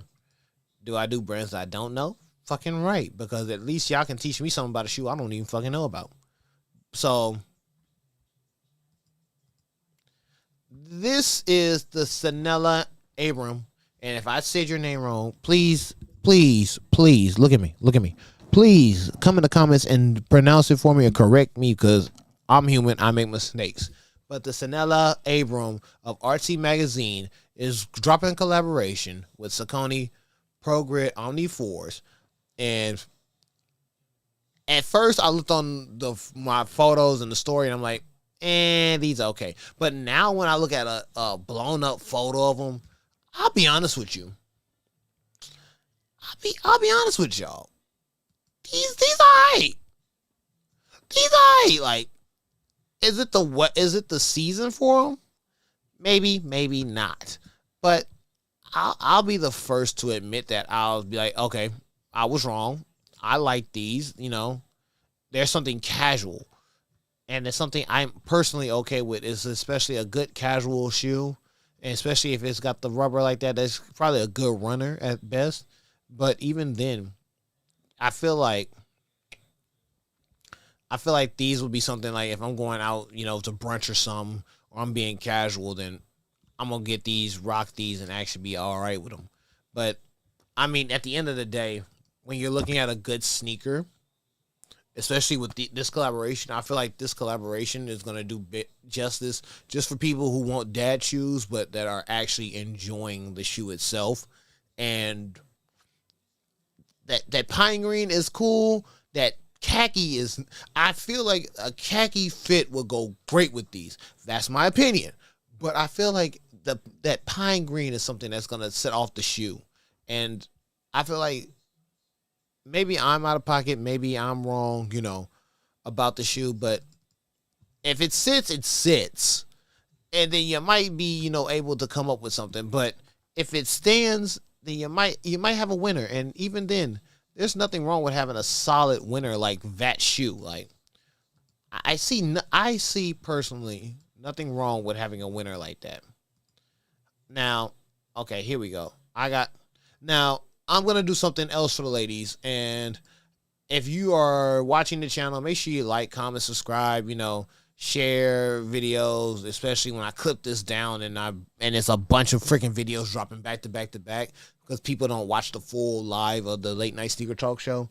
That you're watching the clips and you're just letting people know that I'm doing this again and I'm going to intertwine it with the gaming. But needless to say, I'm happy that I'm doing this again. So let's do something else for the ladies. Now, Cameron Brinks and she's another NBA player, well, for the ladies, WNBA player, but another basketball player that has a New Balance shoe out. And it's the NB Academy collection, the Heist Low 2s that are going for $120. I'm not going to lie. I like the blue. I like the white. I want to know if y'all are going to like this because they're not everybody's cup of tea. New Balance is not everybody's cup of tea. I'm going to be honest with you. But I feel like with the New Balance making the moves that they're making now and how they have their shoes set up and how they have their lineups and their releases and their collabs set up, I feel like this is going to be a sleeper. Not a sneaker of the year sleeper. No. Just a genuine, I see this in the store, I'm just going to pick it up. If I like it, I like it. If I don't, I don't kind of sleeper. That's what I mean. This is nowhere near a sneaker of the year. And I'm going to be honest with you. It's like, it's a good thing that, we're having more diverse opinions when it comes to shoes. But even then, it's like, okay, at least you're not appeasing everybody, but you're creating a taste that everybody can appreciate, if that makes sense. But at least the ladies getting another shoe is something that we all can enjoy. That's just me. If you're against my opinion, leave it in the comments. I want to know how you feel about this, especially since the sneaker market itself is going in every which direction. And the ladies are getting another shoe, especially, we got Aja Wilson with Nike, Cameron Brinks with New Balance, Angel Reese with Reebok, Caitlin Clark with Nike, Sabrina also with Nike. It's like, I'm grateful that the women are getting their shoes out there more, and it can be greatly appreciated, especially in the hype of the WNBA and the last couple of years of women's basketball. Like, that's a win on them, honestly, and I'm supporting it by any means necessary. So if I can bring out content to, bring out awareness to their shoe, then damn it, I'm gonna do it just because, why not? Now, we're almost at the 50-minute mark, but I did say I was going to at least go on for an hour and 6 minutes. So I feel like this is more of a time of a conversation. Now, this conversation I saw on Sneaker News, shout out to them on Twitter. I'm not calling it the other app, but especially since they had that freaking cyber attack today. But one of the questions I saw is, should Nike bring back the Big Bang foam posits? I'm gonna be honest with you. I'm okay with them bringing them back, but if I had to be honest, if I could sell the Big Bang foam posits for the Galaxy Zoom rookies, I would take that in a heartbeat. Because the Big Bang foam posits were cool, but it was just our teaser until we got the Galaxies. Did we want the Galaxies? Yes. Yes. Am I one of those few people that, even though I love pros, I would have still went in line for the Galaxies? Yes. Have I been waiting for 13 years to get a pair of Galaxies? Yes. Needless to say, at the end of the day, as much as I could care less that they do bring back the Big Bangs, I personally, this is me talking now, I would rather have the Zoom rookie ones. Those alone, honestly, were at the same time. Like All-Star Weekend 2012 in Orlando, the year before they came to Houston, we got Area 72. All-Star Weekend, the Galaxy All-Star Weekend, Area 72, and the Gumbo League, 12, 13, 14, some of the best years of Nike's All-Star Weekends, hands down. If you want to debate that, leave me in the comments and tell me what other All-Star year was better than those 3 years, or even take out one of those 3 years and give me another year and let me know why. Because at the end of the day, those 3 consecutive years, Nike was winning. Even with their shoes that weren't even the part of the top list of All-Star Weekend shoes, were some of the greatest in that time. Especially LeBron 10 Area 72s. Do I need to say any more? Like, let's be honest. If we're going to have a real conversation about sneakers, this is one of those moments where we have to decide, do we want the newer version of a foam posit, or that was never really a part of an All-Star release, or do we want that Zoom Rookie 1 that was also part of All-Star release that drove the hype for sneakers and basically non-collaborative sneakers? That is the genuine question as a sneakerhead that I really want to be answered. Am I wrong? I want to see somebody make a good debatable point, because at the end of the day, I mean, the Big Bangs were cool. We're not going to pass that up. But there was always something better. Now, I will admit, we still got a little time left.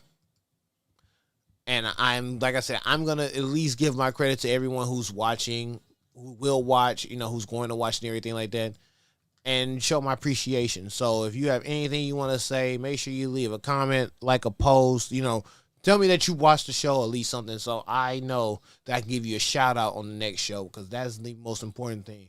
Like I said, I'm streaming every day, something every day this month, and I'm going to be tired. But just because I'm tired don't mean I'm not wired for y'all. So let's keep it going. Now, I missed the event this past weekend at Active Athlete. Shout out to the Walls family for having the video shot at the barn. I've done photo shoots at the barn. Shout out to Ivy Walls. Shout out to Tasha Sanders and her Grail. Shout out to Active Athlete. But they did a rodeo themed shoe that dropped, that they had an event for this past Friday. And it's called Everyone's Invited. And it's a part of this series. Adidas is doing a city series, and this was a rodeo themed pair of Adidas. Now, I'm mad I missed the event because I was literally at the rodeo Friday. But I'm not going to lie, like, as a Adidas shoe and as a superstar, but something that's going to be comfortable, I think this is an underrated shoe. Especially if you, like, don't get me wrong, Nike's had its hit or misses when it came to the Air Force Ones or any Houston tribute shoe. Don't get me wrong. I am one of those people that will defend the shoe if it actually makes sense. But there are some things I cannot defend. And the Air Force Ones that they dropped were mid at best. Love them to death. Went to the event and everything. But the premium goods Air Force Ones were better. Needless to say, I will defend the shoe if it makes sense. And this one genuinely made sense, especially with the everyone invited event that had happened. So I am with the shoe. I support this one. I actually genuinely like it. And even then, I am here for it. But needless to say, let me know in the comments how y'all feel about this shoe. Because now, oh God, hold on. I think I had a camera glitch. Oh, no. Yeah, I'm having a problem glitch already. Let me see if it fixed itself. Oh, fudge. All right, hold on. I might have to fix something. This is crazy. Like, I'm not gonna lie. I'm literally trying to get to another shoe is to show y'all, if it's, me. Okay, there we go. Now we're in business. And now I can get back to another shoe. It was a OBS error, my fault. But you know, with this shoe I'm about to post next, I'm gonna be honest with you. I'm hyped about. I'm truly hyped about, and I am appreciative of everything that's going on with these shoes. Ladies and gentlemen, even though Kyrie Irving is out right now, the Anita Kai 2 Muse is coming out hopefully soon. It's probably already out by the time this is out in Asia, if I'm not mistaken, but stateside we don't have an idea. But the Muse, I'm not gonna lie, I'm hyped about Anita and the Kyrie line. Anita is low key has been one of the very few brands that have came out of nowhere. Well, not even out of nowhere, out of the sleeper side of the sleeper side of things, and has made a name for itself, especially aligning itself with the right basketball players that have went through their deals and went through their issues and have made a name for themselves. Because even though Kyrie might be out, these are low key still a very, very interesting shoe, and especially the way that they're being handled and the way they're being appreciated, and then more and more celebrities are going to Anita. If I'm saying it wrong, please correct me in the comments. But needless to say, it's something that, oh, this might be actually a cool shoe. This might be actually something that's comfortable. I've had friends that had a pair and they actually enjoyed them. Like, they actually hoop in them and they said they're very comfortable. I have coworkers that hoop in them. They're actually comfortable shoes. And it's something that's different from, the regular brands that we have stateside. I'm here for it. I will admit I am here for it. I'm open opinion to most sneakers. If it's something that I can defend the shoe, like I said earlier, if it makes sense. And this is something that legitimately look like it's going to make sense. So I'm here for it. That's just me. Let me know in the comments how you feel about them, because at the end of the day, I'm not just going to be the one reviewing them. I hope to be the one buying them, and hopefully if you watch the channel, then I'm here for the support. And if you let me know your opinion on the shoes within 24 to 48 hours, now more than ever, I'm getting back to a lot of my comments. Because if you know, I did comment a lot of things, and I'm supportive of it at all times. So, needless to say, I can't complain. But I'm here. I'm here for it. I'm genuinely supportive of this sneaker. Now, I think I have time for maybe one or two more. And, with everything that's happening, I try to make sure that my sneaker shorts do not cross over with the actual channel and the actual show and vice versa, because I want to make sure that you're getting fresh hot takes and not just the short takes. So the short takes are really like 60 seconds at best, but I'm there and go. Honest opinions, quick shots. This one I actually want to take more time with and develop a story and give an honest detail of the sneaker, because at the end of the day,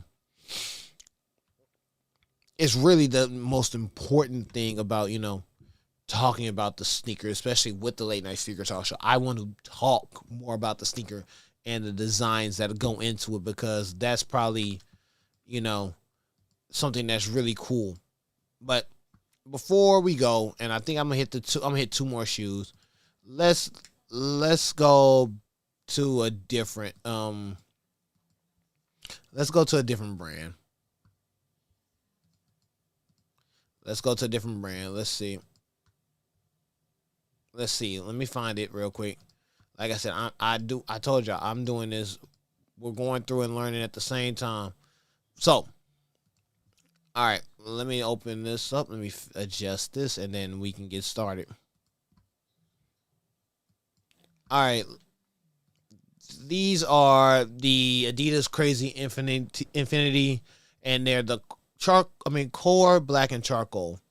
Now, I'm not gonna lie, they actually look real solid, especially when it's blown up and you get to see a fuller picture of them.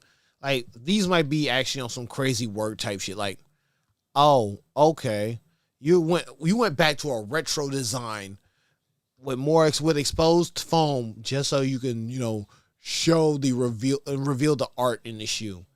It's a solid shoe. I'm not gonna knock it, but I'm just like, hey, low key, it's a sleeper, and what am I doing with a sleeper like this if I can get this and actually hoop in and actually be something comfortable? That's the real question. Like, it's a genuine sleeper. Like, I don't know if y'all gonna rock it, but if it was up to me, I personally would get it, in my opinion, or in my time of thinking, and just go with it. I mean, what? Let me know what y'all think in the comments, because that's also important as well. And even then, if you don't like it, tell me, please. I want to know what y'all think about that. But I got it. I got it. I got the perfect shoe to end off this conversation with. And I'm gonna be honest with you. I think this will be the perfect one to end it off with. So, and I don't think I've done this. I think I did the short, but not the actual shoe. So let's talk about this. And like I said, thank y'all so much for liking, commenting, subscribing, enjoying the channel. I know my eyes are up because I'm looking up at the monitor, but just know that we're here. That's there, and that's all that matters, because nobody else really cares with us in the conversation. Now, if I did do these, leave a comment below. Now, these foam posit ones are the bronze cough drop from samples from 2011, and I think I did a short on them last week. Let's talk about it. Just to end the show. If these were a size 12 or 13, would I get them? Yes. Now, the reason why I would get them, one, it's bronze on the rim of the shoe. The entire shoe is damn near bronze, except for the tongue, except for the bottom and the top. Let's be real. The red bottom, the cough drop bottom, is what's the winner of this shoe. I'm going to be wholeheartedly honest with you. Y'all might have a whole opinion, be like, these are mid, I'm glad they didn't release. No, these are solid, and I'm going to tell you why they're solid. It's bronze, so they're going to shine regardless. The red bottom, it's an easier clean. You're not going to have to worry about the bottom yellowing, or if the bottom is deteriorating, you ain't got to worry about that too much, because foam posits last a long time. As long as you keep them in a constant circulation, foam posits last. And if they were pro, I understand this one, and this one only is the one time I would say this look better as a one than a pro, because the Nike check would ruin the shoe and make it unproportionate. I would have to get these in a size 13. A size 12 would be too tight on my foot. It's a narrow shoe. The 13 would be the best option for me in this shoe, because at the end of the day, and shout out to Index Picks for this, because just seeing this, a 14-year-old sample that never released to the public, it makes you wonder why. Why didn't y'all actually release this shoe? Now, there might be people in the comments be like, these is mid, these is ass. Nah, you tripping, you overhyping the shoe. That's fine. Y'all can have y'all opinions. I am okay with y'all's opinions of this shoe might be overhyped. But let me tell y'all something. If these sold in the stores today, would you buy them regular price or retail? I mean, regular price or hype market prices? Because let's be real, people will end up finding ways to buy this shoe over retail because at the end of the day, it would sell. I don't see the reason why it wouldn't sell. Like, if you can legitimately give me a reason why this shoe wouldn't sell, then make it make sense. I'm telling you, this shoe would actually sell even today. Even in this market that we're in now, I feel like the sneaker would still sell. But let me close out with one last shoe. And I said that was one, but I feel like I forgot. I'm going to do this one because by the time this video drops, the cuts of this video drop, I would already have this shoe or even going for the shoe and then having to do a live vertical live stream of the shoe and doing it a week later would be just crazy. But the last shoe to remind y'all all is the Air Jordan Cool Grade 9s dropped this weekend. Are we in the market for them? As a history buff and as a sneakerhead, yes, we are in the market for them. Am I going to get them? Not really. 9s weren't my cup of tea. I know a lot of people that love 9s. 9s were not my cup of tea, but even then, you have to respect the heritage with the cool grades. Like, the cool grades are making a comeback. This is an anniversary year. They are going for broke. And you will be going for broke if you have a shoe that's coming out this year. Mind you, we're only in March. We still got April. We got May. I feel like June and July are going to be a midpoint. We got August. We got September. October is might going to be a midpoint. November and freaking December. The rest of the year, at least 6 out of the remaining 9 months are going to be crazy. And I feel like this one is going to get the respect is there. So 210 in Texas, that would probably be a good 215, 218, maybe 220 at max. And I feel like if I had to, I would, but that's just me. But with that being said, if you're going to get them, let me know in the comments. If not, let me know what you will replace for the end of the shoe conversation. And this is Landon Strange signing out. I want to thank everyone for tuning in. I appreciate y'all. I'll see y'all tomorrow on the next stream. It will either be a vertical or it will be another like this one where I'll actually be doing gameplay. But I went over my time, and hopefully after my work week is over and I actually get time to play with OBS, I want to set a timer. So if anyone knows how to do that, please let me know in the comments below. I do need help with OBS, but at the end of the day, I'm appreciative of everything that I'm doing and everything that is working on. So make sure you like, comment, subscribe, check out the channel, and let me know what y'all think about this. This is the Late Night Sneaker Talk, and this is Landon Strange signing out. Yeah. So and I apologize. Or if you didn't catch that, then I will myself. Ladies and gentlemen, this is day 11 March Madness live stream.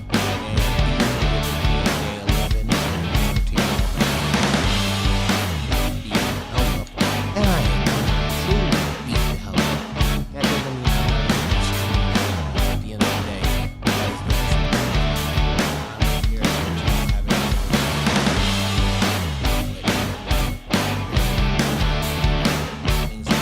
I'm still going to do this to get the details here. Now, this is day 11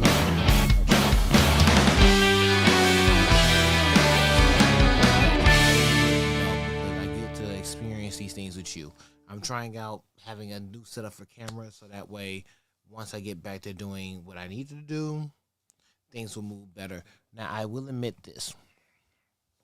I think tomorrow will be the vertical live because it was supposed to be today, but the order didn't come in. But I also got a few packages as well that came in, so I'm happy even at that moment. Now, I may not be the best at this, and I may be horrible at this, but I have not stopped since last week. I have been going on a constant stride, And with that being said, I'm still live. So let me adjust one thing. Now that I'm here, we're gonna look at some shoes, and we're gonna, continue the streak because even then, I know I missed out on some shoes.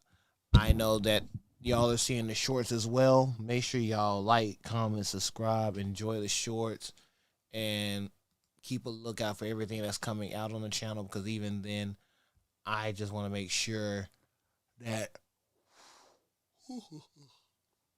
everything we do here is greatly appreciated in the end.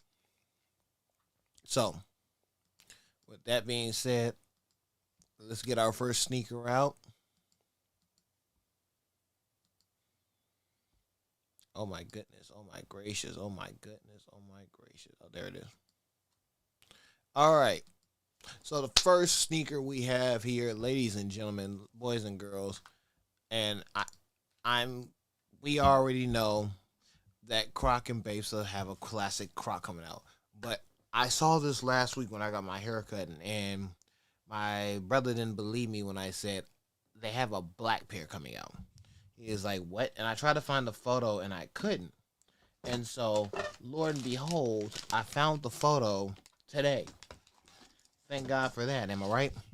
I'm going to lower the mic a little bit because at least, we can have a better chance of understanding each other and making sure y'all leave chat comments and all that good stuff. Yeah, I will admit, I've not been the best, getting things done, but when it comes to these black Crocs, please let these come out in April. Hell, let them come out in May. This might actually be my first pair of Crocs. And yes, I'm not gonna lie, this is a true hype beast moment. Yes, it's because they're part Babesta. I will hold it down. It will definitely be part Babesta. Oh my God. Ooh, excuse me. Needless to say, I'm grateful for everyone who's tuning in, who's watching this. But I want to know, what y'all think about these? Are y'all rocking with these, or y'all just going to let these sit on the wayside? I'll be honest with you. I'll go for them. I would straight up get me a pair of black Babesa Crocs and let that be my first pair of Crocs. I don't know about y'all, but that's just me. Now, am I mad I'm missing out on the ones that came out on the 8th and the ones that come out tomorrow? Yes. I'm hella salty. Needless to say,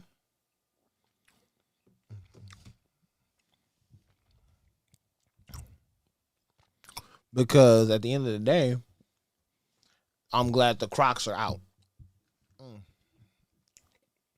Now, I will admit that was lackluster. That ain't me. I got to come with a little bit more energy, a little bit more fire. I don't even know why the hell my fan is off, but that's fine. Fuck it. Let me get a little bit more energetic. Let me feel myself. I took some relaxing tea, and I guess it really relaxed me because I'm tired and I'm drained. But let's keep going. Ladies and gentlemen, Anita Kai 1 speed multicolored, and I did not. I clicked the photo. The Anita Kai speed. The Anita Kai 1 speed multicolored comes out March 22nd this year.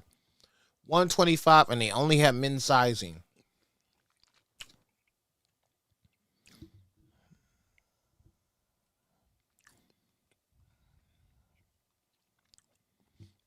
Now, I'm going to tell you this. I told y'all in the last video, I am a big fan of the Anita shoes, especially the Kyrie line. The speed line is a difference of his line, but even then, I like multicolor. Not because it gives me the Nike what if feel. That's not the reason why I like this. The reason why I like this shoe, and the reason I want this shoe, especially for the reasonable price, $125, that's cheap as hell if you ask me. But the reason why I want this shoe at this price is because they look comfortable. I have not heard a bad review about the Anita Kai. Especially not even the speed ones. Not even the speeds. Like everyone I've talked to who has a pair of Kyrie shoes have given me honest reviews, and they are solid. That's why I really want the lifestyle shoe. In my personal opinion, the lifestyle shoes will always be better. But I feel like these are something that people would actually get. Do we know when we're getting them stateside? No. We don't know when we're getting them stateside, but at the end of the day, it looks like a solid shoe. Now, am I wrong for saying that, the Kyries, are probably one of the most fair price shoes, that he's released in any organization that he's had came out with sneakers? Maybe. But I will say that the price for performance is always going to be better than most shoe companies in their releases right now. I mean, honestly and truthfully, they look like a solid shoe. Like, they look like something that you wouldn't be disappointed in. I mean, that's just me. I don't see them breaking down and, decomposing anytime soon, but that's just me. I feel like they're meant to last. All right. Let's get on the topic. If you heard my short about the PSG Air Jordan 1 High 85 Wings Phantom, then I only gave y'all a 60-second cut. And I told y'all, the shorts are only the quick explainers of what it means to talk about what I like and what I don't like. But let me get this off my chest. The glasses are coming off. We are here. These shoes are limited to 250 pair. They're going for $2,400. That's tax included. $2,300 regular price from the PSG store themselves. Now, I know Dior was a higher price. That's understandable. I understand that Dior had a little bit more color and a little bit more to the shoe. But like I said earlier, and I think this is the key point, I'm not going to pay two plus bands, on a pair of Jordan 1s. Not even their high, not even their wings, but the simple fact, and not even that they're limited, because that's another reason that I'd be like, okay, they're going to be a good shoe to sell. No. You're telling me this white/cream shoe, because I can't tell from the photo if it's truly white. Even on the website, they look cream. And even in this photo, they look cream. But I'm going to go with white/cream, just to be fair, in case somebody actually sends me a photo of the shoe and it ends up being white or it ends up being cream. I don't care. There should be no reason why a plain shoe, even with the wing, unless there's something more to the shoe. God damn it. It's a wings. So there's probably something else, another layer to the shoe. 250 pairs, I feel like there's a second layer. And I just realized that. I just fucking realized there's another layer to this shoe. And even then, it's not worth the price. It's not worth the freaking price. I don't know why that this price to me, and maybe it's just me. Personally, I'm overthinking this shoe. But there should be no reason why this shoe is that high priced. For what reason? I feel like personally they're gonna drop a lower quality version of the shoe and be like, oh yeah, we're just selling this to everybody. It's gonna be a cheaper shoe, but it's not the limited 250 pair.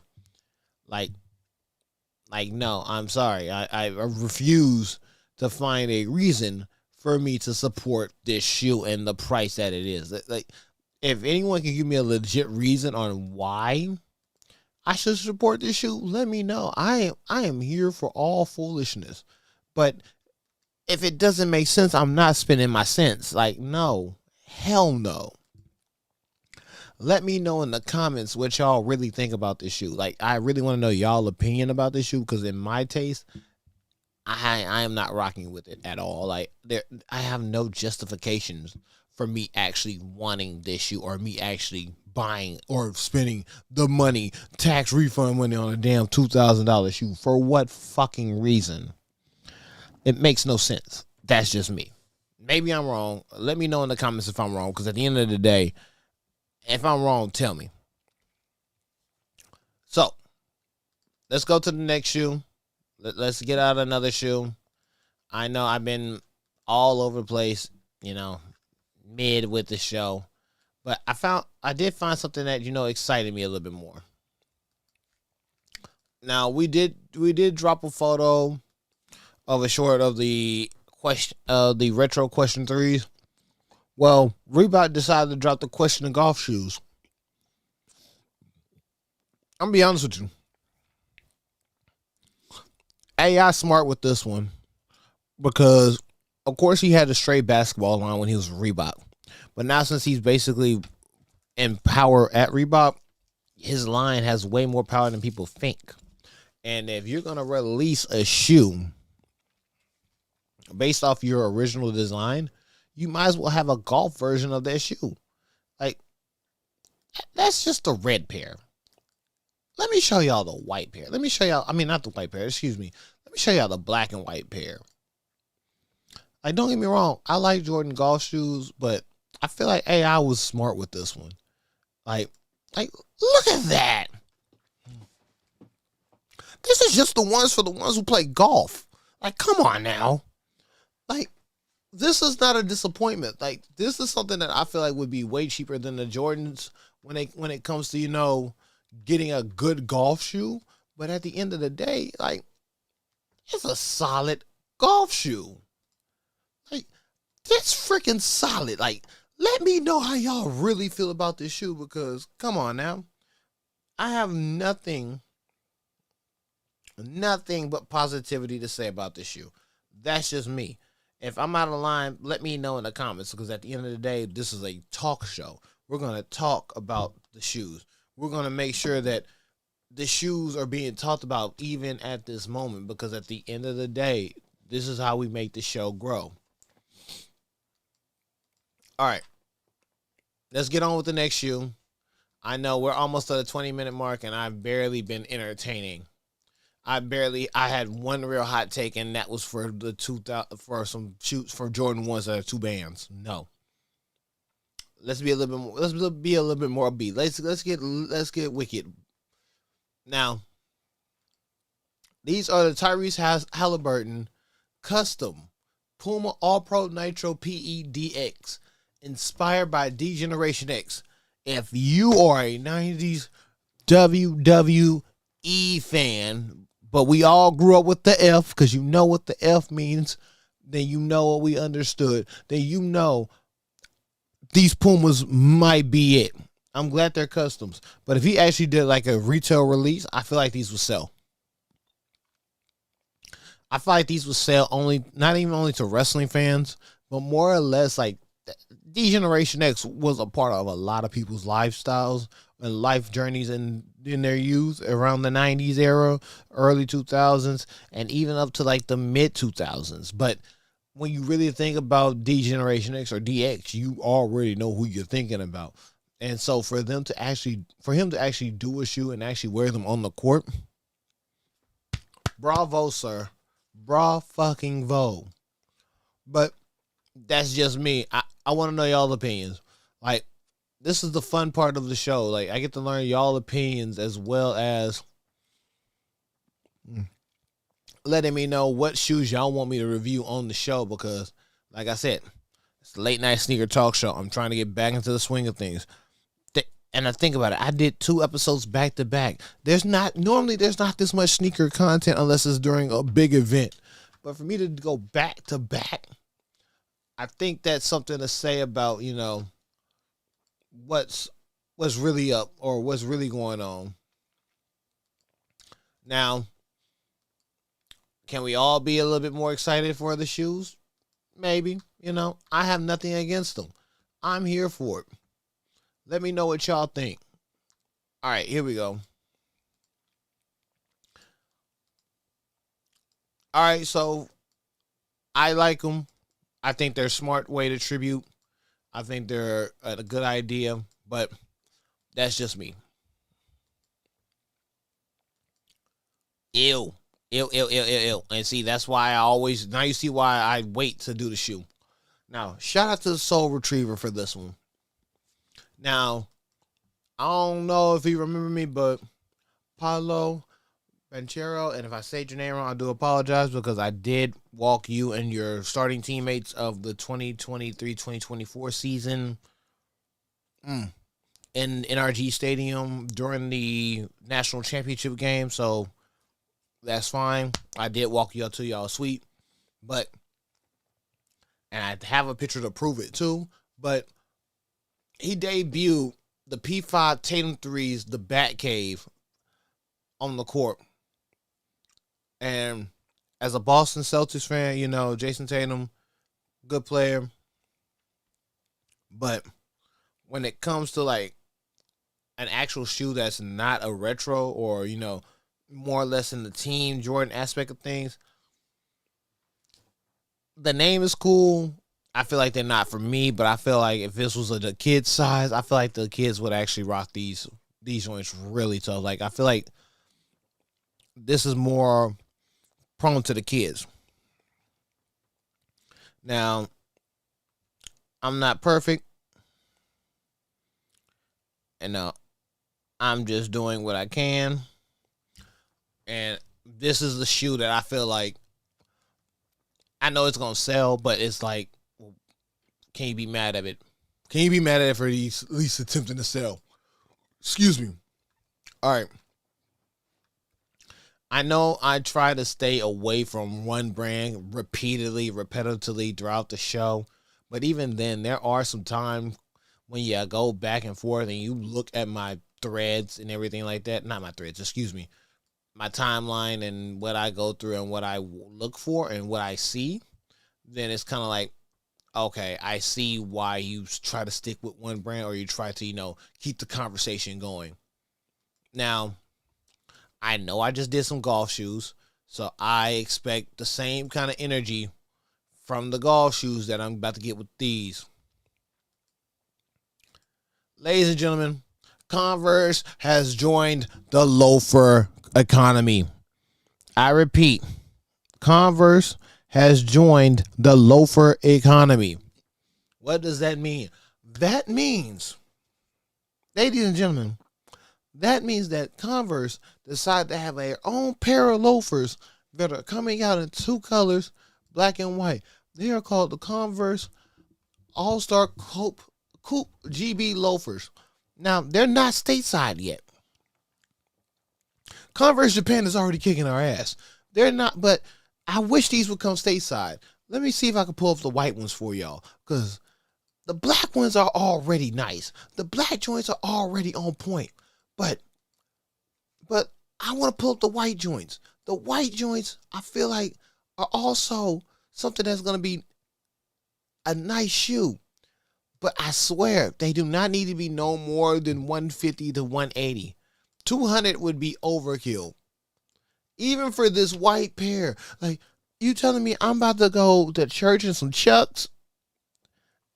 And they're loafers? Nah, bruh. Nah. I needs them. I needs them only for the simple context that if I'm going to be swaggy and I don't have to wear my tennis shoes to go somewhere, just in case people want to say, oh, you know, no Jordans allowed or no ripped jeans and I got to be Polo Club freshed up. God damn it, I'm going to get me some loafers. I might need to make that trip to Japan. Excuse me. I know that is not proper etiquette and I am apologizing for it now, but I am parched. That tea has wore me out, and even then, I still got to keep going. But all right, I don't know personally how y'all feel about this brand coming up, but I just want y'all's opinion.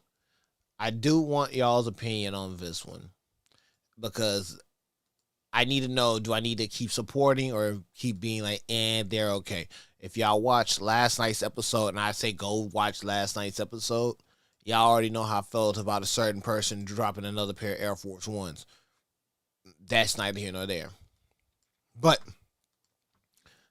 LaMelo Ball and LaFrance are dropping written in chrome.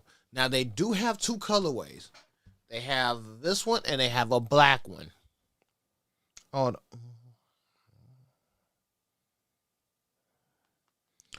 and honestly and truthfully,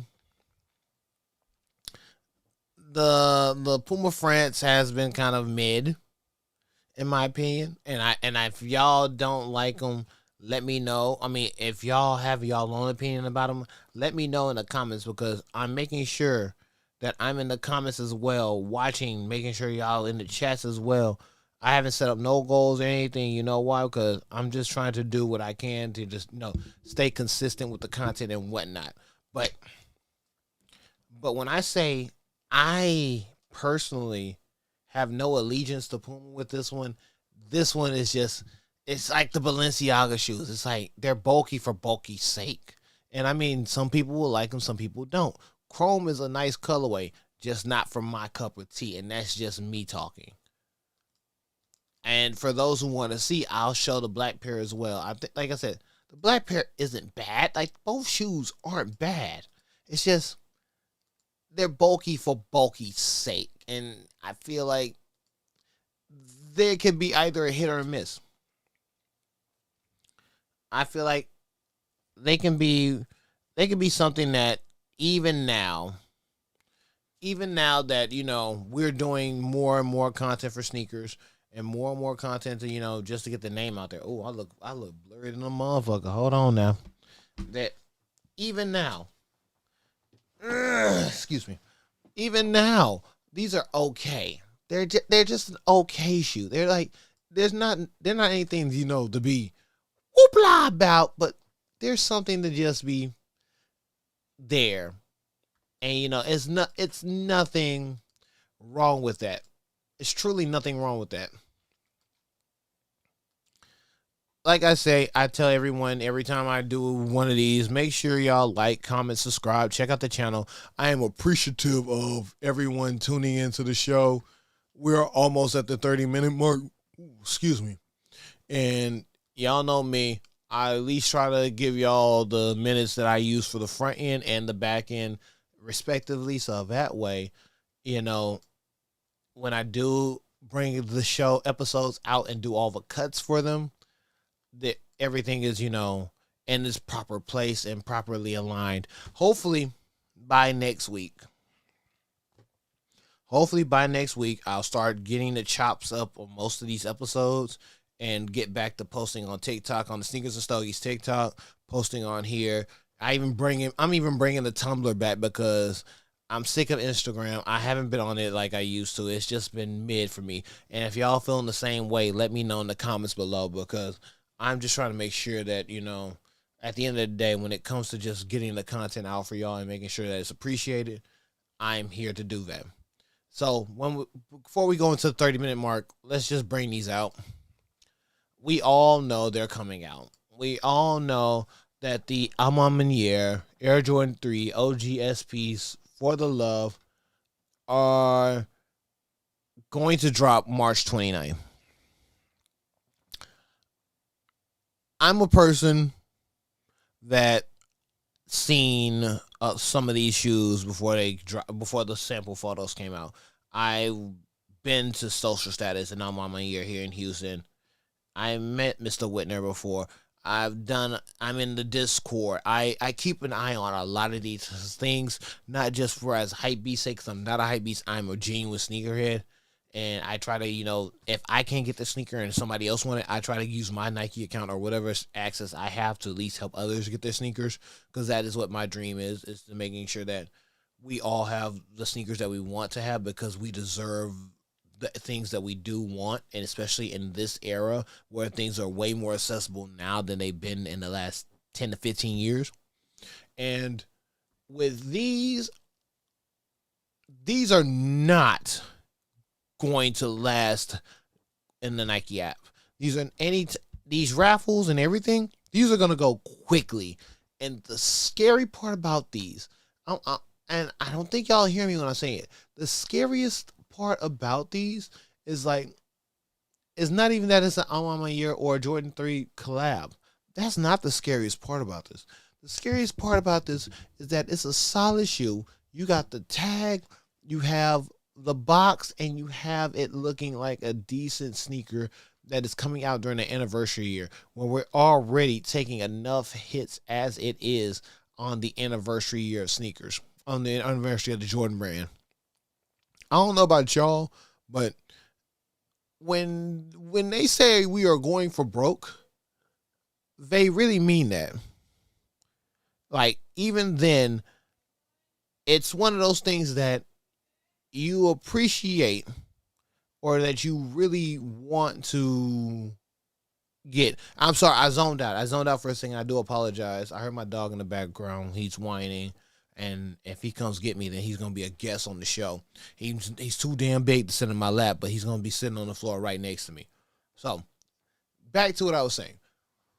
I feel like these are gonna go quickly. So if you want to get them, get them. Try your best. There's multiple websites. If y'all need the websites, if y'all need more than one way to enter the shoe to get these shoes besides the Nike app, let me know in the comments below, because I find links to like multiple raffles. Sometimes I don't even buy my shoes in the States. I don't get them from overseas, like in London or anything like that, because their raffles are a little bit more custom for people. So let me know if you need help getting certain sneakers, or if you need ways to enter in these raffles, because you never know. We're trying to build a sneaker community, a real sneakerhead community, not just a hype beats community, because that's everywhere. You can find hype beats anywhere, but people who will love and appreciate the sneakers. I'm here for y'all. I truly am trying to be here for y'all. That's why I do these shorts. That's why I take the content and go at least every single day when it comes to shorts, every single weekday for the most part. Now, I will admit I was horrible Friday because I was at a service. God rest Uncle B, frat brother, beta chapter, but I couldn't do shorts Friday, so that's why I made up the content, and I'm going to do most of the late night sneaker show. But let's go into a positive mode. We're already in the 30-minute mark. I'm sticking with Nike for the moment, and the reason why is because the Nike Air Max 1 Big Head Origins are expected to drop on the Fortnite game, on with Fortnite kits and an alternate black colorway. So you mean to tell me that the shoe that was based on Donkey Kong Country is getting an alternate black colorway, and it actually doesn't look good as the first colorway that they dropped? Can I tell y'all something? I'm kind of disappointed. The original looks better. The original definitely looks better than the black. No, the black looks cool, but like it's a black, a charcoal gray, and like a white. Whereas the original Big Head Origin colorway looks nice. Like I mean, don't get me wrong. I missed out on World Crafts ones, and I mean that's cool. Tomb Raider's cool, but you're telling me a Donkey Kong pair? Dot swoosh. When are y'all coming back to Houston? I need another. I need some more Sharpies. Matter of fact, is this one of them right here? Yep. For sure, got my Nike Sharpie right here. I need another journal. I need some more things. I'm here promoting, and I'm here doing everything here. I mean, don't get me wrong. I have an LLC and everything else, but I'm trying to get out there. So if you need help in promoting, let a brother know. But that's just me being selfish. That's just doing some side marketing. But my co-host, congratulations to Doctor Doctor Thanos Primal. He's trying to get me to buy a pair of the Fortnite shoes and review them, and I tell him every time, I am not down using my in-game currency to download some digital shoes. You can kiss my ass. I'm sorry. Not downloading digital shoes if I can't personally wear them. If I can't wear them, why the hell would I download them so my character can be fresher than me? What kind of basic ass bullshit am I on? I will not subject myself to that foolishness. But let me calm down. I went on a tangent. I went on a deep tangent. Shouldn't have. I apologize. But at the end of the day, I speaks the truth, damn it. All right. People forget that Trae Young got fed up with Adidas and that whole deal. And if y'all know the story, please leave the story in the comments of how everything happened. I only know the bits in detail. I've been, like I said, I've really been all over the place when it comes to these things. But from 93 till infinity, Trae is with the Air Jordan 39s olives. And I mean, in support of like the 9 olives, 30 years later, that's still a nice collaboration piece, colorway. Like, but to do it like that, them's nice. Them's real nice. Real nice. And I'm just speaking from a Hooper's aspect and not an actual sneakerhead aspect. Let me just say that because, let's be honest, most people, unless you're really like a basketball person, don't care for Jordans past 20 or 23. You would skip 15 through 17 and then come back to 18 to 20 and then go to 21 or 22 and maybe 23. But that's nitpicking. But I'm saying it as some people wouldn't care for this shoe unless they really actually hoop in the later numbers. And I can respect that. Is it my cup of tea? Not really. But, who am I to judge? Like, you buy what you buy and you buy what you like and you enjoy what you can. So, wait, hold on. And so, at the end of the day, that's your choice. Now, I'm jumping from one situation to another. I gotta get my rhythm back. I'm feeling the energy. I'm feeling awake now. I'm feeling a little bit more alive. It's hard out here. It's hard out here for a sneakerhead. It's hard out here. All right, ladies and gentlemen, for the ladies, I think this one would be nice for y'all. These are the Adidas Revere by Caroline Hu Sambas. She's coming out with 3 colorways. I'm not going to cap with y'all. The black pair look solid. A solid 4.2 out of 5. Mathematically, they're not a bad shoe. But I feel like if I pull up another colorway, and I pray I get this right. I genuinely do. I pray that, the post actually come right. Oh, it did. It did perfectly. The white ones, the white/silver, schmackity schmack. Like, solid schmackington. Like, what do you mean? Like, this might be a samba that the ladies might love. And, go out on the town with the girlies, You feel me? And I just said you feel me. Oh, my God. Can we please leave that phrase in 2012? But the red ones, if I had to choose my favorite pair, if y'all watch the channel, y'all know y'all think it'd be the black pair, right? Yeah, nah. It ain't the black pair. I'm going to tell you that right now. It's this red pair. The red pair is the most solid pair, the most honest and earnest pair, the one pair that will shut it all down. And I think, honestly, that might be the pair that if it had to come down to it, I can see me getting for a chick if I had one. I ain't even gonna lie. Or I can see that if I had one or had one of those moments that, she wanted to buy some shoes, I would be like, yeah, that would be the one moment I'd be like, okay, gotcha. Like, that's it. Like, that's the one that she would like the most. That's my opinion. If y'all think these is good for the ladies, then let me know, because Lord, if I know that if the end of the day she's not appreciative of the shoes, then what are we doing? All right. So I didn't know if I did this shoe or not. Well, this post the shoes, but Kilt and Solomon, and I hope I say it right, had a bunch of shoes that are either dropped, or that are going to drop. And I'm going to be honest with you. There are some that are actually fire.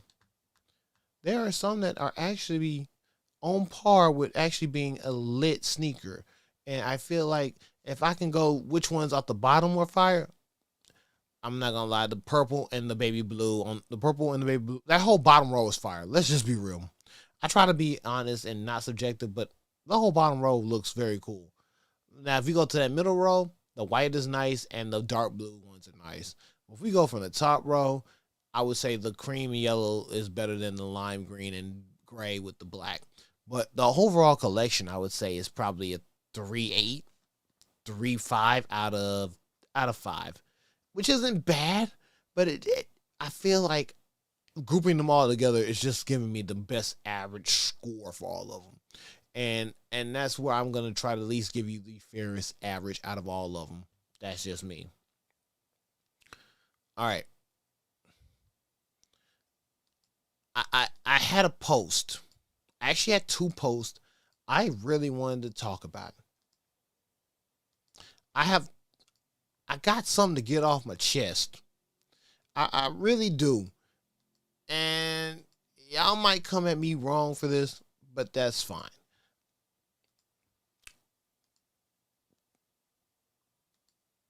All right, here we go. Now, CC Sabathia, 2025 Hall of Famer, has had a bunch of cleats in his life. I don't know if y'all see what I see, but this man has Air Jordan 5 Air Force One Fusion cleats for baseball. He has a pair of 4 baseball cleats. If y'all watched my vertical when I started the live challenge, y'all know I just did a pair of Air Jordan 6 Air Force One Fusions. But the imagination to have an Air Jordan 5 fused with an Air Force One as a baseball cleat is like, how? How? Like, how? Like, there are some other shoes, there are some other cleats I've seen, and I'm thinking like, okay, I'm tripping. Like, I am solidly tripping. But then I thought about it, I was like, you had a real sneakerhead moment when you see a pair of fusions. But I think, and I'm gonna be honest with y'all, these blue and gold 12 baseball cleats, I wish they were Laney, but I know they're not, are also something that just be like, what the hell? What the hell, man? Like, you have some cleats that will never release as sneakers. First off, that is the first point I genuinely want to make. You have sneakers that will never release as cleats. Now, am I wrong for saying that? Yes, I would want them, of course. But just the simple fact, like, you could literally be one of the greatest baseball players of all time, have one of the best cleats of all time, and just go through them and be like, oh yeah, I have a collection of sneakers that nobody else has, and I use them as baseball cleats. That's like taking the golf part of some Jordan sneakers and just saying that, yeah, I have regular J's. No. The big difference is that you could have actually had the momentum and the fame to actually make them actual shoes. And I guess that's the part that I'm really salty about. These could have been actual shoes, and they're not. They're personals, and I understand. But even then, as a sneakerhead, I would have appreciated them to be released. All right. Now, I don't know if I did this one last night, but Zach LaVine is rocking the Bricks and Wood New Balances. I mean, and I'm mad that I saw the Peely Adidas, the Fortnite collab that's coming out, because these remind me of them so much, but in their own ways. Like, New Balance has already got them out there before the Peely collab could actually drop, and I feel like these are a much better shoe. I mean, don't get me wrong. If you like Fortnite, you like Peely, then of course you're gonna want the banana peel to peel off the shoe and actually wear the Adidas. But when it comes to the actual sneaker, I'm going with the New Balances. I know I'm gonna get a lot of hate for that, but that hate comes with my next post, with my next discussion, because I feel like the next sneaker that is embracing this discussion will be the thing that I will get a lot of hate on, and I do it for the conversation starter. I genuinely want the hate. I want the smoke as a sneakerhead. Give me your best argument. Give me your best points, because if not, what is this show really here for? Excuse me. All right.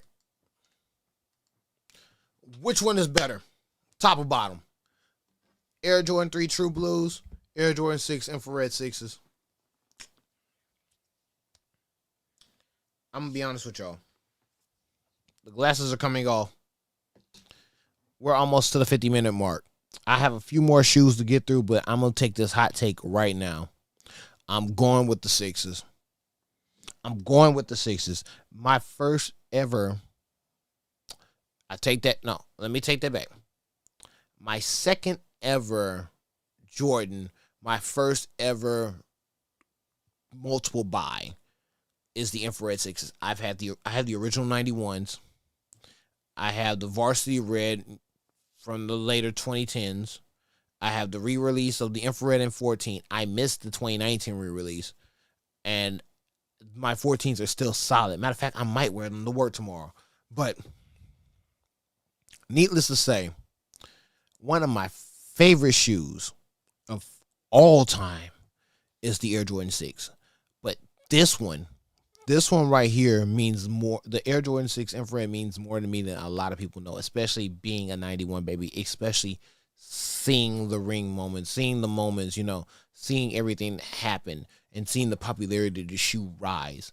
Like, don't get me wrong, 1, 2, 3, 4, 5, 6, 7, 8 all have a moment in everyone's heart. And I'm going to take that hot take and say, even though I've owned a pair of 3s and I like 3s, but I always love the 6s. I even have a pair of Travis Scott 6s. Hold on. I might have them. No. I think they're in the box. Matter of fact, nope. I got my Aqua 6s right here, because even I am a fan of Aqua and I love the 8s. But, my Travis Scott 6s are in the back somewhere. Or as y'all call them, Travis Scott, excuse me. Everybody's going to, of course, say the 3 is the better shoe, but I'm going to be honest with you. I'm going with the 6s, hands down. But if you honestly can debate that point, let me know in the comments how y'all feel about it, because I want to know from y'all, and I want to know how y'all feel about the shoe in this conversation. So let's keep going. Let's keep it moving. Let's keep it grooving. All right. I never got to talk about the shoe. I don't even think this shoe ever made it onto the shorts. But Vanessa Bryant, this past February, revealed the Kobe 5 Proto Year of the Mamba Black Edition. You mean to tell me that not only did you have the purple ones, you had the red ones, but you had an all black joint? And all black joint.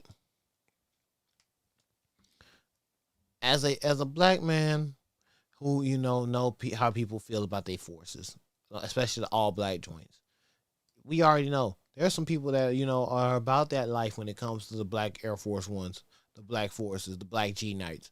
But a black pair of Mambas? Oh, we don't know what this man might be willing to do.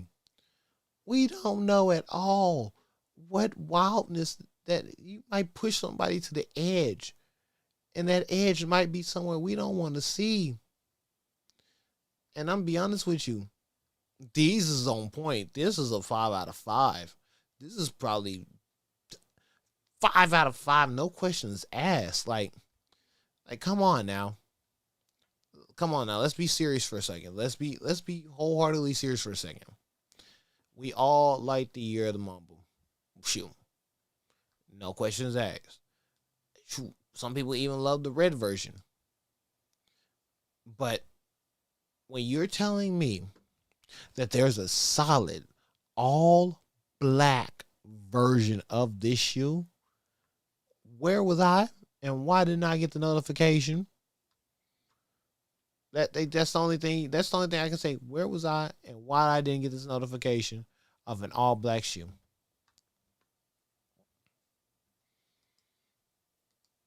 Now, I know the show is almost over. I try to keep the show at least an hour long, so that way I'm not just boring your ears or whatnot. Making sure that the show is entertaining. Got to keep it entertaining, because if not, why the hell will people watch? But I don't know. Yeah, see, this is why I lock. This is why I turn off the shoe beforehand. Now, I don't know if we all remember the conversation from last night, but remember I said if they brought back the Zoom rookie ones over the Big Bangs, I would take them. You telling me if? Hold on. You're telling me? Oh shoot! Shit.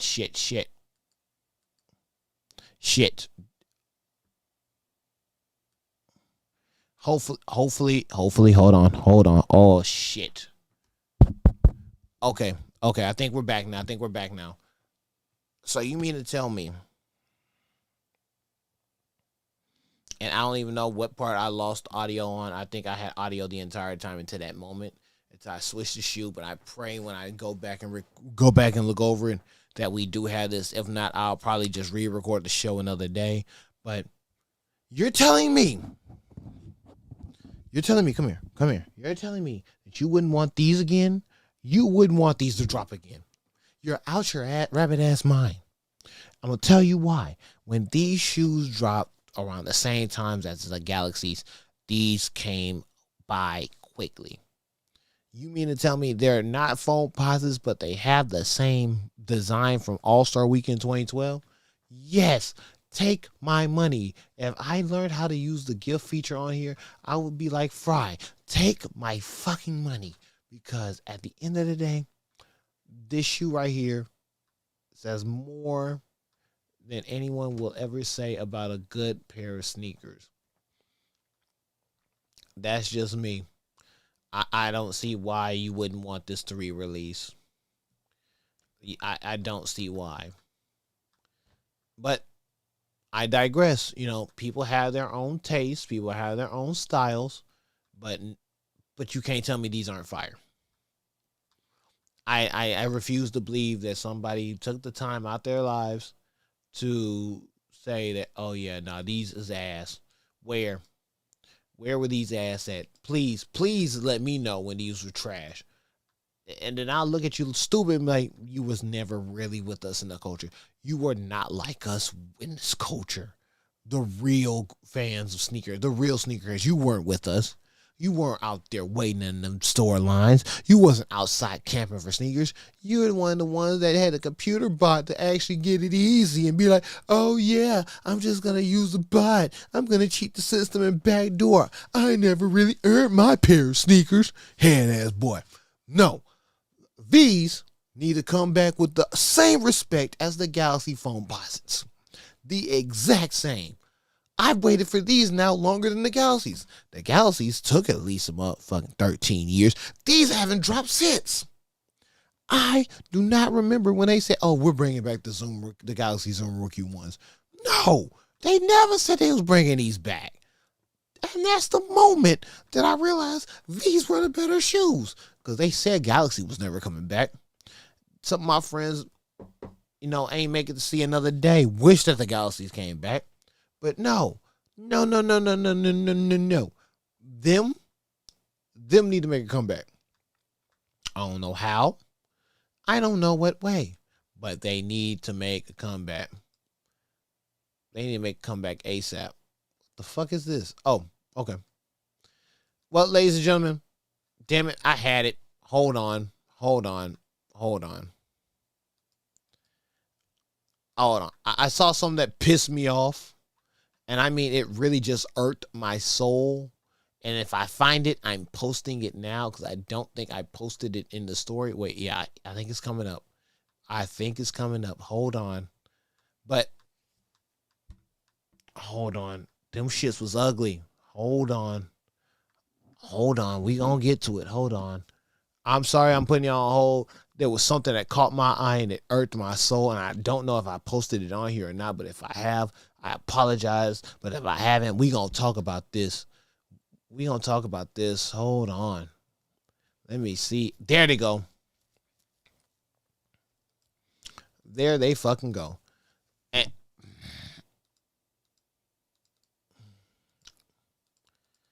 like I said, I pray I wasn't on mute the entire time. I mean, not on mute. I probably didn't lose the audio the entire time. And I did it again. I fucking did it again. I'm gonna whoop my own ass, all right? Oh, no, I didn't. All right. Shout out to the sneaker news for this. But can somebody tell me what brand this is?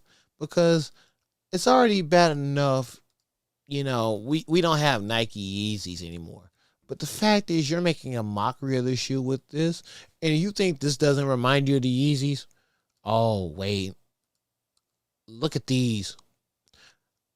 These are basically somebody's that's using the Yeezy colorways to market a shoe that basically looks like a pair of Yeezys, but nobody knows what the fuck they are. And you think I'm bullshitting. You think like, oh no, he's just going on a hot take. I wish I was going on a fucking hot take. You tell me right now, if you look at this shoe right here and you say, oh yeah, they do like Yeezys. Yes. Can somebody tell me the brand of this shoe, as I'm getting ready to close out this show, because I need to know who the fuck thought this was okay? Who thought this shit was okay? That's all I want to know. Like, who thought this was okay? If you can give me that name brand, you can give me what they designs are. I just want to know why. What was the purpose? What made you want to do this and do this to yourself?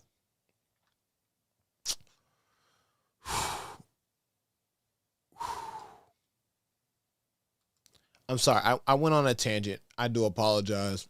That's just me.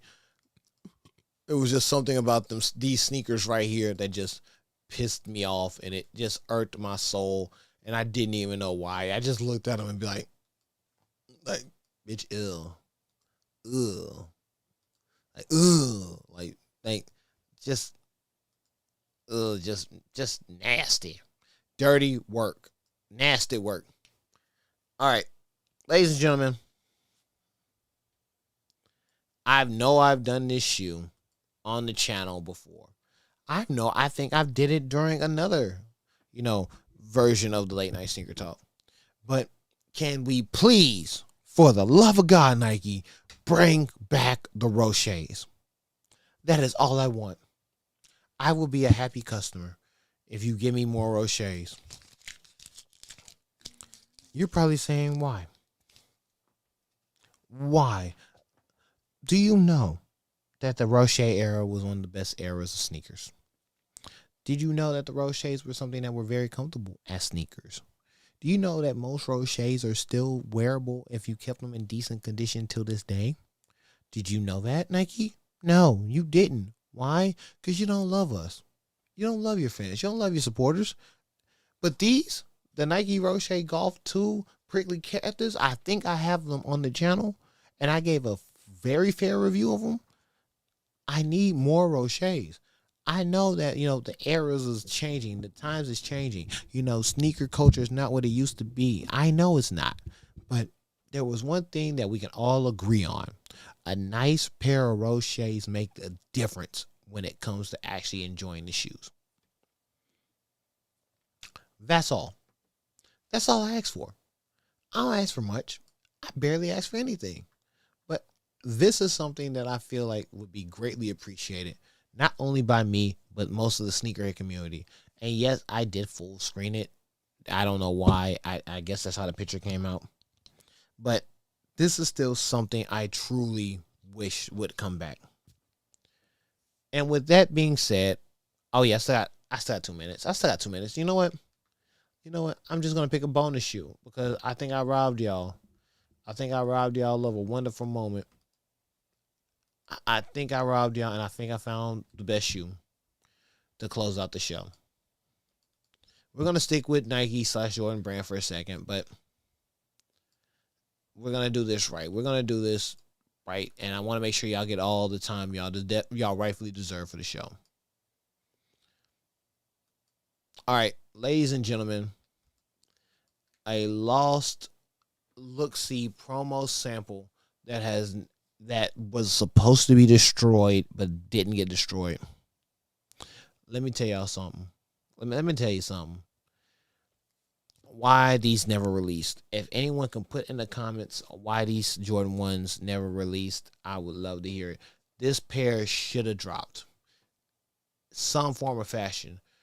You could have called it Silky Smooth. You could have called it, the City of Syrup. You could have called it that Purple Rain Air Jordan 1s. You had plenty of opportunities to drop this shoe, and you didn't. Why? Because y'all don't fuck with us. These need to be dropped yesterday. But let me know in the below comments, what do y'all think about these? This is Landon Strange. I'm signing out. Follow us on YouTube, TikTok, Twitter. I'm not calling the other app. Instagram and Tumblr.